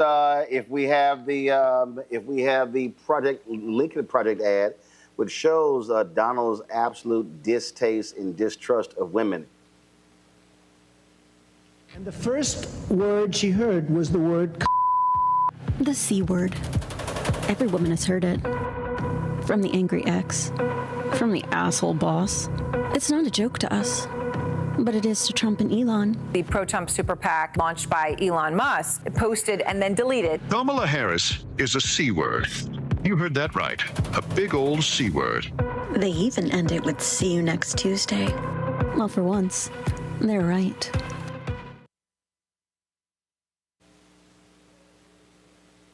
Let's go to our panel. Of course, Derek, Matt, and Michael. Listen, people talk about, hey, ads don't matter. The point of a lot of these are to focus on going viral. And we're going to pull up one more. It's not an actual ad, though. A lot of young women, Matt, on TikTok are recirculating the Access Hollywood tape from 2016, where Donald Trump talked about in a shameful way the treatment of women. Now, if you've got women who are 20 years old now, that comes out. They were 12 years old in 2016. And so this thing all of a sudden is flying on social media, flying around on TikTok, and these young women are hearing what Donald Trump had to say.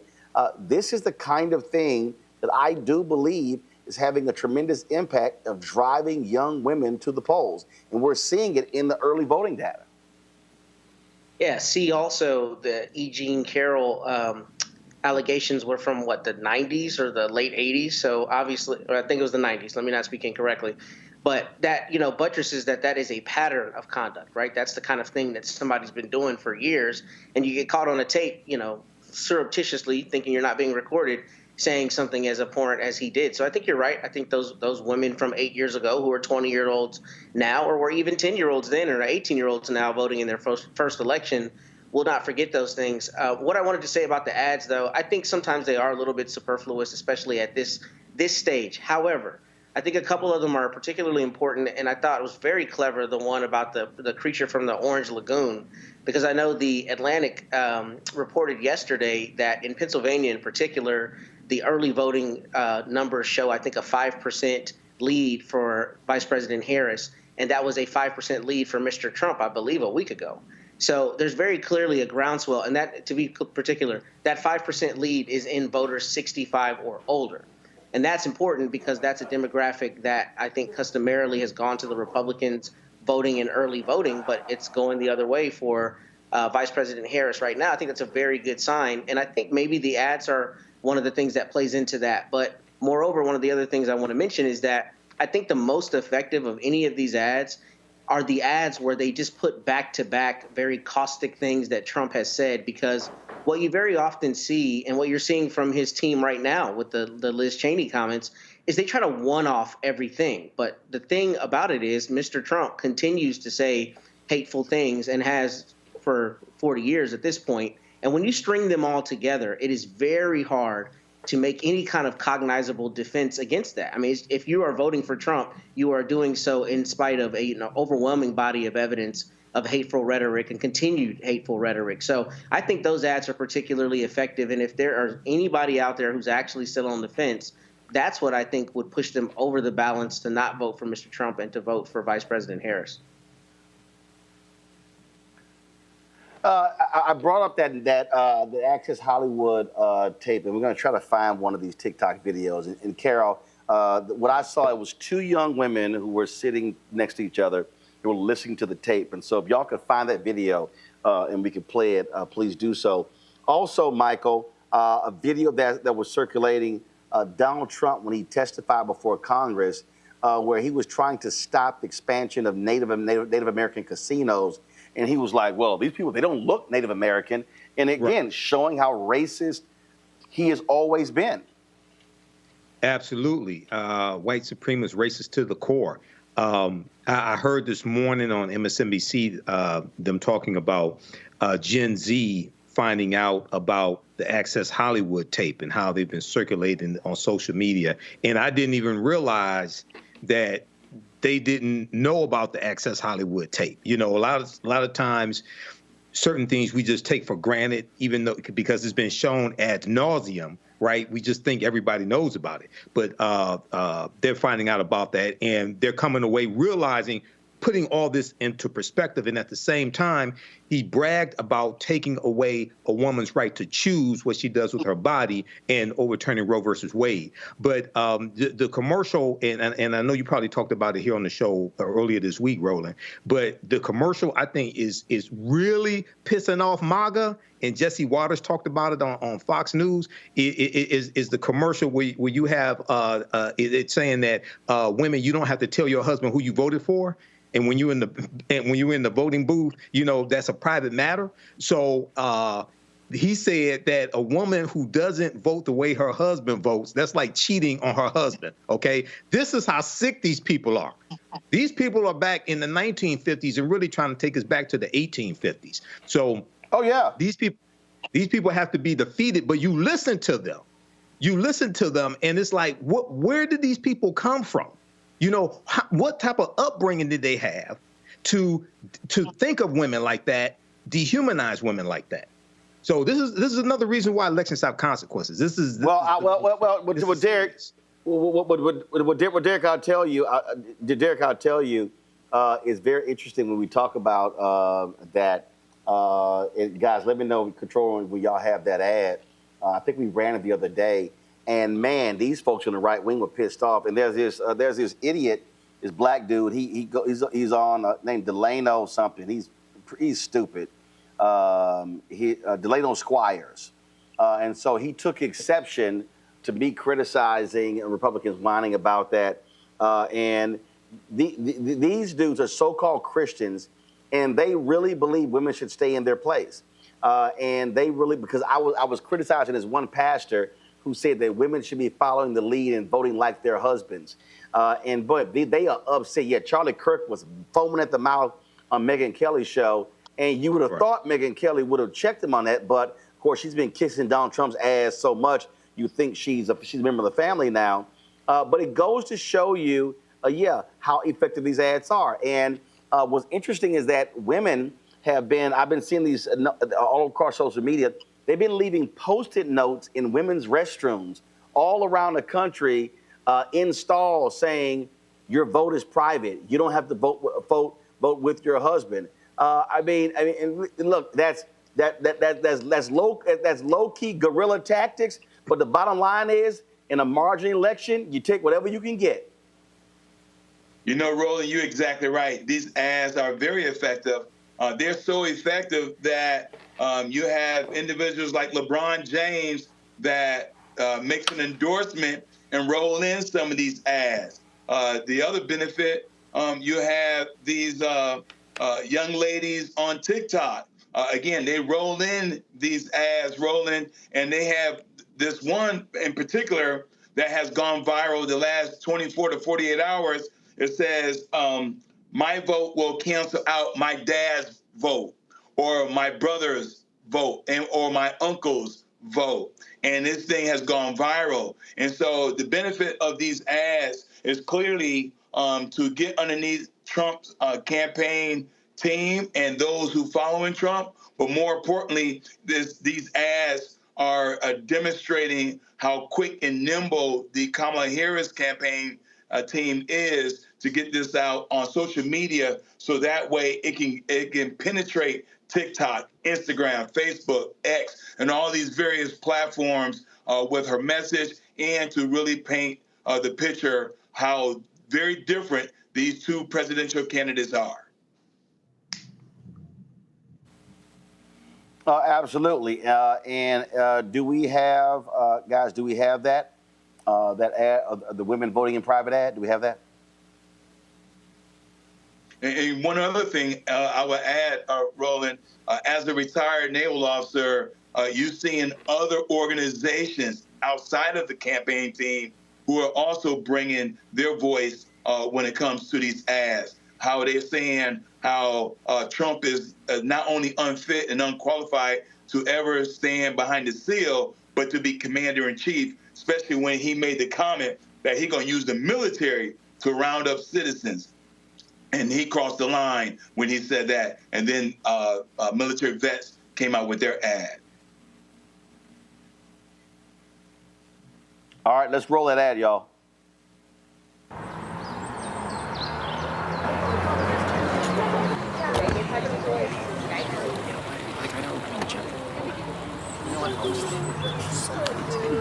You still voting for him? Hell yeah. What about your wife? She doesn't like him, but she's voting for him. Same with mine.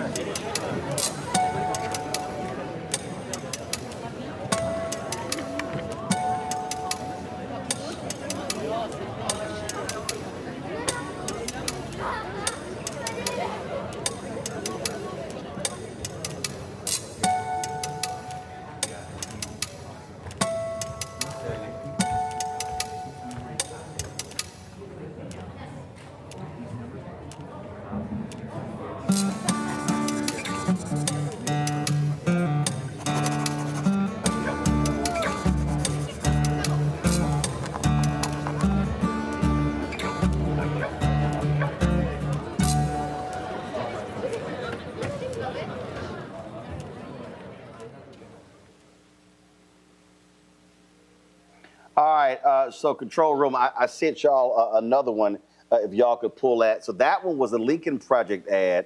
So if y'all could pull this next one, Julia Roberts actually voiced an ad. And just so y'all know, I'm sitting here, you know, I typed in YouTube, you type in women voting against husband. So you see this piece in the Washington Examiner, conservative paper. Julia Roberts under fire for inviting women to vote differently than their husbands.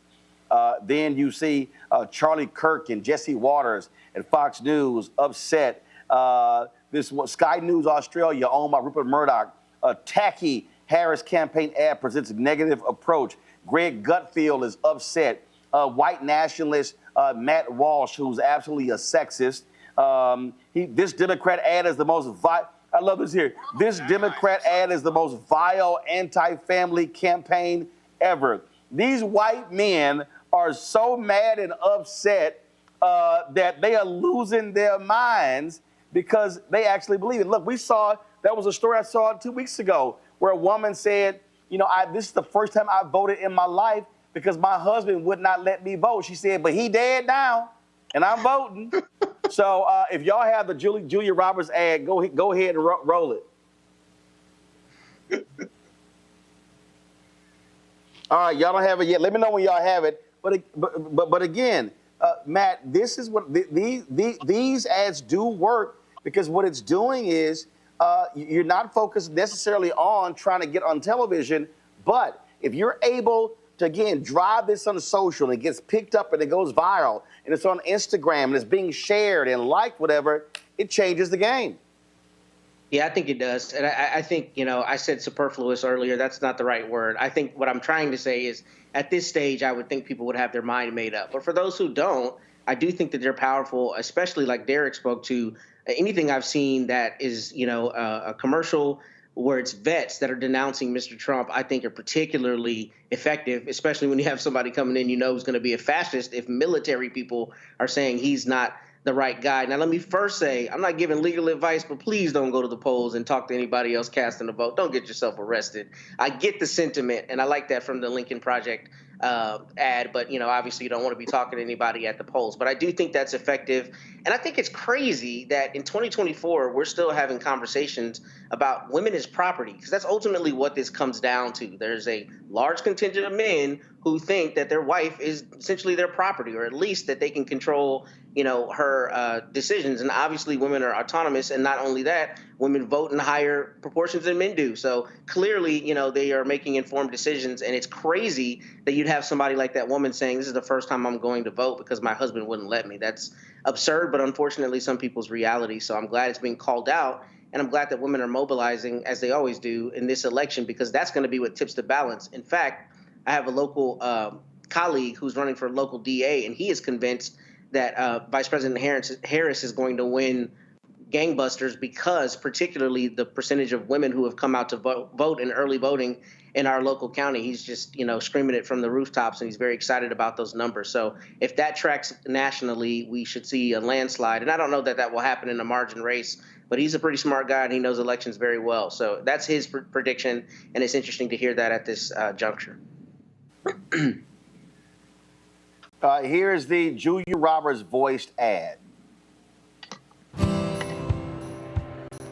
Your turn, honey. In the one place in America where women still have a right to choose. You can vote any way you want. And no one will ever know. Did you make the right choice? Sure did, honey. Remember, what happens in the booth stays in the booth. Vote Harris Walls. Vote Common Good is responsible for the contents of this ad. Oh, I love that it's driving them crazy. We're going to show you the TikTok ad that's going viral. But I want to show you all this here. This happened in Orangeburg, South Carolina, where this racist white SOB lost his mind. And what pisses me off the most, that it was all these women, these black women in the polling booth. I wish that was a brother who was in there who could have clocked his ass. Y'all watch. This is not, y'all, a fake video. This is a real video. What's wrong, Matt? I was going to say that tall sister was about to give him the work, so it didn't necessarily need to be a brother there. She was ready. Yo, yeah. The what? She was right to give him that good work. Oh, she was ready to roll. So folks, roll a video so people can see what we're talking about.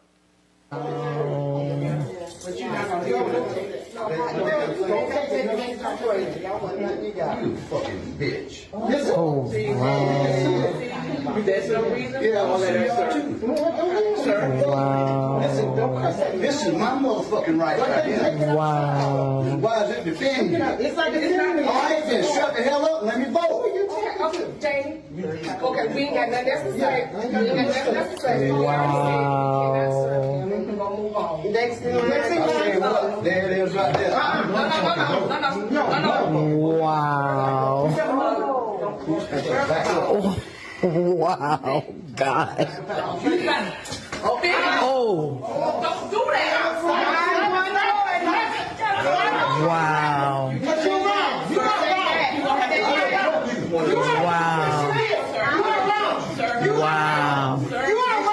Wow.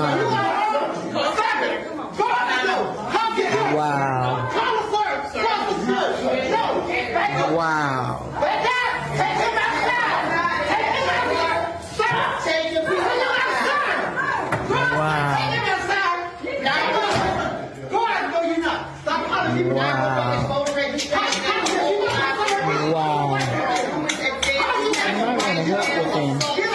May want to help with him. And this last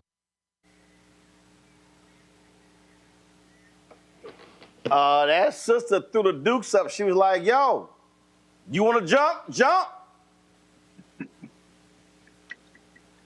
Yeah. Not only that, Roland, they were clearly in the right. They were clearly in the right because he was wearing a campaign hat. And in a lot of states, much like Georgia as well, you cannot wear any kind of campaign paraphernalia. And so this is one of those reasons why I'm so excited to demonstrate that we are demonstrating that whatever the Trump campaign team want to bring, we're going to meet them where they are. And all this hype and all this bravado, we're strong and we can do what we want. Clearly, this has gone viral. And this video is demonstrating that women are standing up even against a white man in South Carolina. Again, Matt, the law is the law. You cannot wear campaign material in. First of all, there are rules. You have a certain number of feet away where you can have it called electioneering, and that's called electioneering. He was in the wrong. He decided to call the woman a bitch, cuss them out, and they were like, "Nah, you ain't voting." Yeah, no, you're exactly right. I went to vote the other day, and I had my phone out, sending an email or something, and I was promptly told I had to put my phone away. I mean, there are rules, and obviously you should adhere to them, and I did adhere to it. And, this is really less a symptom of what the rules are and more the fact that people who are determined to not follow the rules and who are determined to say that it's a crooked process are not going to follow the rules and say it's a crooked process unless they win. We know that that's coming, but this, abject violence is just never going to be defensible. And I want to really make sure we address that. Look, there should have been other people standing up, but these women were more than enough in this situation. You don't need a man there. You needed these women doing exactly what they did, which is stand up against what they know was an injustice. And I want to take back, let me say, one statement I made. And there was not just one sister. There were actually three that were really involved in making sure that he did not get to brutalize that woman. So that's important that we empower people. As Derek said, look, we got to meet them where they are. We obviously cannot condone violence, but we also cannot condone people going and being violent and cowering, because that's a lot of times what a bully wants, right? Sometimes you gotta punch a bully in the nose, let them know they can't get away with what they're doing. And that's what this guy wanted to do. He came with a Let's Go Brandon hat. We know that that's political. He was told to take it off, but he did not even legitimize these women as having the authority to tell him what he could do. And that's the crux of the problem. So people like that have to be put in their place, and I'm glad that these women did that. Mike? Yeah, I'm glad that situation did not escalate farther. He was definitely in the wrong. I read the article about that. Yeah, he had a Let's Go Brandon hat, which tells me who he's voting for. And, it's interesting that this took place in South Carolina, because that's where the Civil War started. But, just the sheer ignorance that he showed. If he just took the hat off, left it outside, put it in a trash can, what have you, it wouldn't have been a problem. But he wanted to argue with them, cuss them out. So, I know at some polls, like when I voted early, I voted Tuesday here in Detroit, they had at least one police officer there. So, hopefully at this precinct, if they don't normally have at least one person representing law enforcement there, they'll do that so to keep things like this from escalating. Indeed. All right, folks, this is the TikTok video I was telling you all about that a lot of young women have been sharing all across TikTok as well as Instagram and other platforms. Moved on her, and I failed. I'll admit it. Whoa. I did try and fuck her. She was married. Huge news there. No, Nancy. Yeah. No, this was marriages, and I moved on her very heavily. In fact, I took her out furniture shopping. She wanted to get some furniture. I said, I'll show you where they have some nice furniture. I took her out furniture. I moved on her like a bitch, but I couldn't get there, and she was married. And all of a sudden, I see her. She's now got the big phony tits and everything. She's totally changed her look. I better use some Tic Tacs just in case I start kissing her. I'm automatically attracted to beautiful. I just start kissing them. It's like a magnet. You just kiss. I don't even wait. And when you're a star, they let you do it. You can do anything. Whatever you want. Grab them by the pussy. You can do anything. Pull the hem.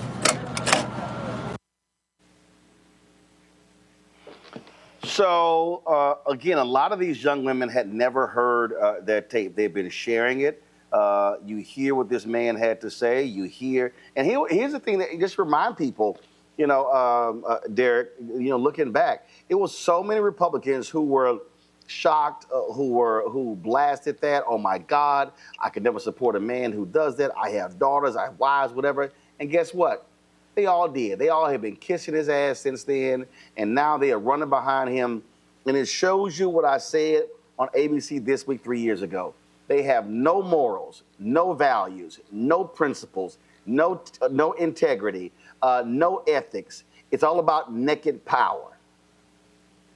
You're exactly right, Roland. And think about it. When that video surfaced, that was October 2016.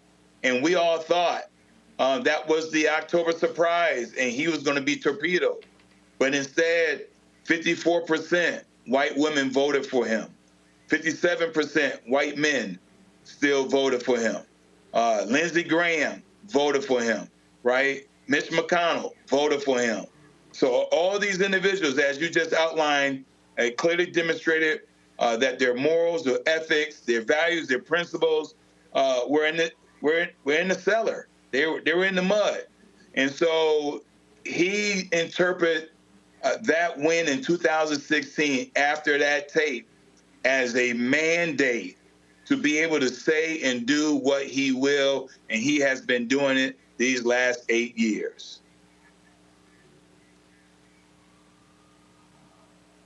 Michael? Yeah, Roland.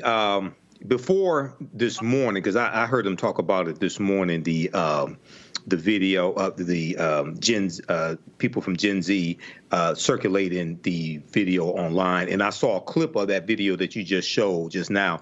And before today, I didn't realize that Gen Z didn't know about Access Hollywood. You know, so to see them react to this. In fact, a poll came out saying that 38% of Gen Z had no idea about this Access Hollywood video. Wow.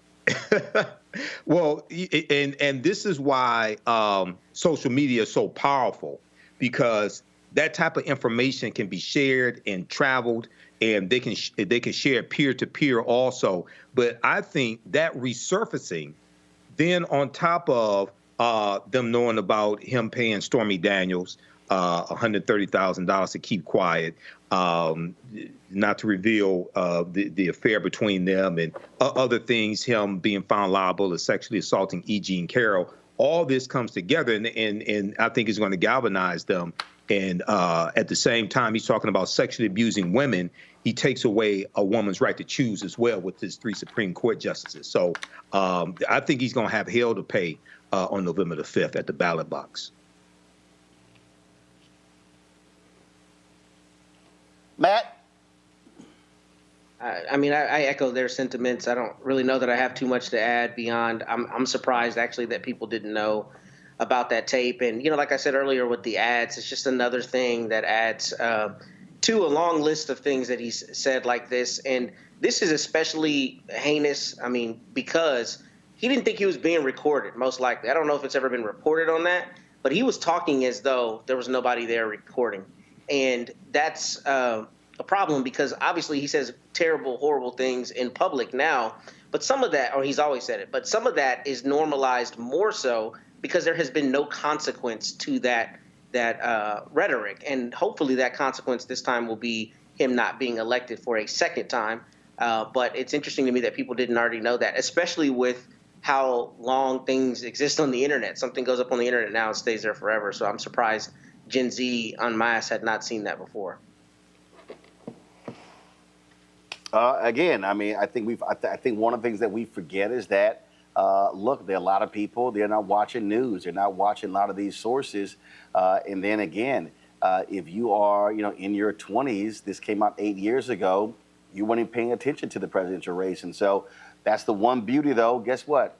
That video is always here. Gentlemen, I certainly appreciate it. Thank you so very much, Derek, Matt, and Michael. Thank you so very much.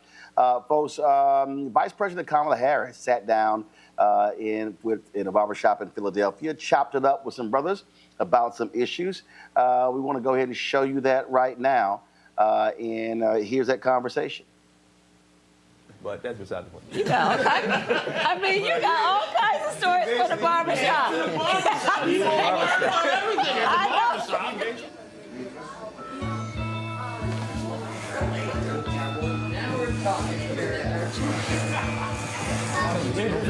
It sounds like somebody's pulling up. Clear up the misinformation about your background on criminal justice. I was probably one of the first elected prosecutors in the country. to say we need to have reentry initiatives. And I designed from scratch and wrote out a program that focused in particular on young men who are arrested for drug sales. My policy was that we were not going to jail people for simple marijuana. And by the way, right now, I believe we need to just actually legalize the whole thing, and that's part of my platform. Yes, for sure. Shakur over here is a dean of students, and he works with our young people every day. I'm from Philly, born and raised, Uptown to be exact. I've been in education for 10 years. I started off as a teacher's assistant in a school in North Philly. Only 1% of teachers in public schools are black men. Yeah, for sure. 1%. The statistics are if a black child has a black teacher by the end of 3rd grade, they're like 13% more likely to go to college. To succeed, yeah. But to go to college even. And, you know, part of actually my focus and agenda is what we've got to do to create incentives, which really are not necessarily incentives in terms of the will, but also we don't pay teachers enough. Right. Student loan debt is an issue, you know, and thinking about how we create incentives to actually recruit and retain, because we know the benefit to overall society, and in particular to our children. You know, the beauty of human nature also is that when you set a high bar and you give people the chance to reach it, especially starting with our children, they will go for it every time. Every time. Every single time. If you give a child from the beginning of their life all reinforcement that tells them they can be anything and do anything, and that they are loved and that they are special. I mean, that is one of the keys, I think, to what we can do for the children of our families, our community, right? I mean, I think about it, you know, I grew up at a time where, you know, Aretha was singing "You Are Young, Gifted, and Black." And every signal we received told us that. Right. Yeah. And, you know, we weren't particularly special, but everybody told us we were. Right. And we believed them. But what we were talking about is representation and why it matters. That's right. Being able to see yourself as a heroic figure. Yeah, right. Everybody feels lonely. Everybody feels like things aren't going your way. And when you look around the way that society is being constructed, the way that it's just everything is so against you. No matter who you are, you're going to have to hit the same roadblocks in life. As a black man, you know, it was about 2 weeks ago you released your plan for black men. And first, let me say thank you for doing it. I loved it. But it's based on work I've been doing for years, by the way. Exactly. Right? Yeah. But a lot of times brothers don't feel seen. Yeah, but understandably. And so literally having a plan that says, black men, this is for you, was extremely important. What we're seeing is getting more brothers to actually understand what's in the plan. But you also talked about other things. And I mean, I read the plan. I think it was 9 pages. So, for example, to your point, I also know history to understand why people feel the way they do right now. And it's based on fact. You look at World War II. Okay. The people who went to fight that war, who were predominantly men, went to go fight that war.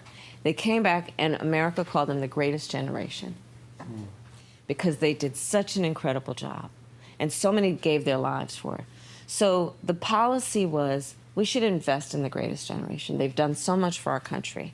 And one of the things that we did as policy to create federal programs to help them, including giving an incredible infusion of resources into helping people buy homes, to become homeowners. Right.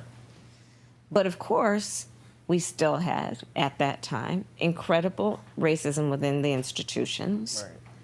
So in spite of a policy that was supposed to benefit everyone, which boosted a lot of people, our black servicemen did not benefit from that boost as much as others did. So you just look at these different moments in time, right?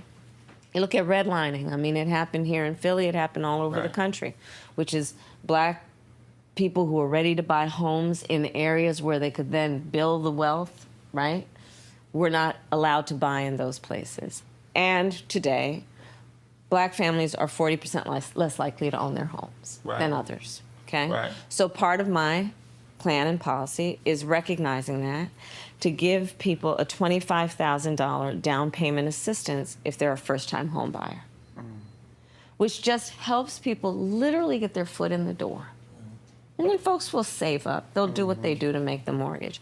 Part of my plan is a $6,000 child tax credit for the first year of your child's life. Because as we know, the vast majority of our parents, young fathers and mothers, want to parent their children well, but don't always have the resources to do it. Part of my plan is about dealing with Black men's health. I mean, we know the statistics. First of all, Black people are 60% more likely to be diagnosed with diabetes. When we talk about our men, like twice as likely to die from things like colon cancer and prostate cancer.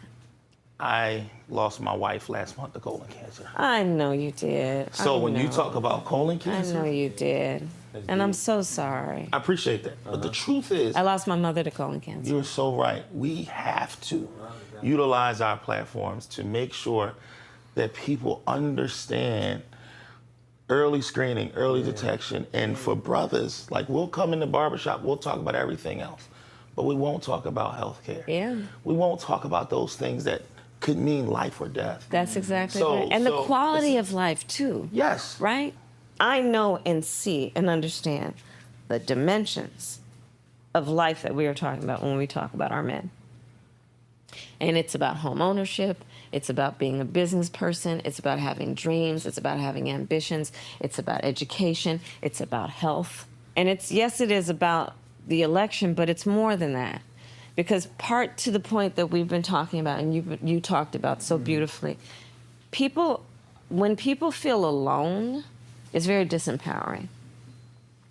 Right? When you feel it's like you against the world, it's very disempowering. And I want people to know that they are not alone. I tell people all the time, there's going to be a president, there's going to be members of Congress. Right. There are going to be governors, there's going to be members of the General Assembly, there are going to be mayors and city council. The question that we have to ask ourselves as Black men, are we going to have a say in who those people are going to be? That's exactly right. And when you don't vote, those folks still get elected. You just don't get to decide. That's exactly right. So I wrote with Cory Booker the George Floyd Justice and Policing Act when I was in the Senate. And there were a bunch of folks who did not want it to happen and worked against it. And we still need to pass the George Floyd Justice and Policing Act, okay? But they worked against it. And then those are the same people who will quietly suggest, see, you shouldn't vote because nothing happens when you do. Because there are forces that also trying to obstruct the good work. And here's the thing, though. If you don't vote, then you're not deciding who's in the positions of power to make decisions like, do we pass the George Floyd Justice and Policing Act? You see the vicious cycle? Right. So you don't vote, and then you end up taking yourself out of the game. And we should never take ourselves out of the game. There's a national spotlight every 4 years around the big ticket, the presidential election and everything like that. There's also very important to make sure that you're voting in your local elections also. Your judges, your state reps, your city council people, and also being engaged in that process so that you understand how all of these different functions work together. Right. To get the word out, whether people vote for me or not, whether they vote or not. Well, although we want to encourage them to vote for me. Everybody. But let's get the word out so people also understand what they have a right to expect and demand. Because this is not about doing anybody a favor. It's literally the right thing to do. Period. Well, you survived. You survived the barbershop. I had no question about that. Were you worried? I know. I mean, I knew you was going to do it. I think you were worried. No, I wasn't. Were you all right? You were Harris. You were Harris. That's how we built. Let's thank the Vice President for hanging out with us a little bit. Thank you for letting me come into the barbershop. I know what a sacred space this is. I mean, it's so funny. I was going to say but this is where America's news gets told. No, for sure. Right? Like all the press were here. This is where America's news gets told. All right, folks, that is it for us here in Mobile, Alabama. I'm about to pack things up. We'll be flying out at 6 a.m. to Michigan tomorrow. Governor Wes Moore is having a rally in Flint, Michigan, and we're going to try to get there in time to broadcast that for you. On Sunday, Vice President Kamala Harris will be on the campus of Michigan State University in Lansing, Michigan. We'll be there as well. And then Minnesota Governor Tim Walz will be holding a rally in Detroit on Monday. We'll be broadcasting that and doing our show from there as well. Then we all fly back Tuesday morning to Washington, D.C., where we'll be holding it down for our election night coverage in our Black Star Network studios there in D.C. We will have a camera and a reporter on the campus of Howard University doing live hits for us there as well. So a lot going on, folks. 4 days left. If you're able to vote early in your state, please go to the polls and absolutely vote. We are very clear. We are 100% down, 10 toes down with Vice President Kamala Harris and Governor Tim Walz.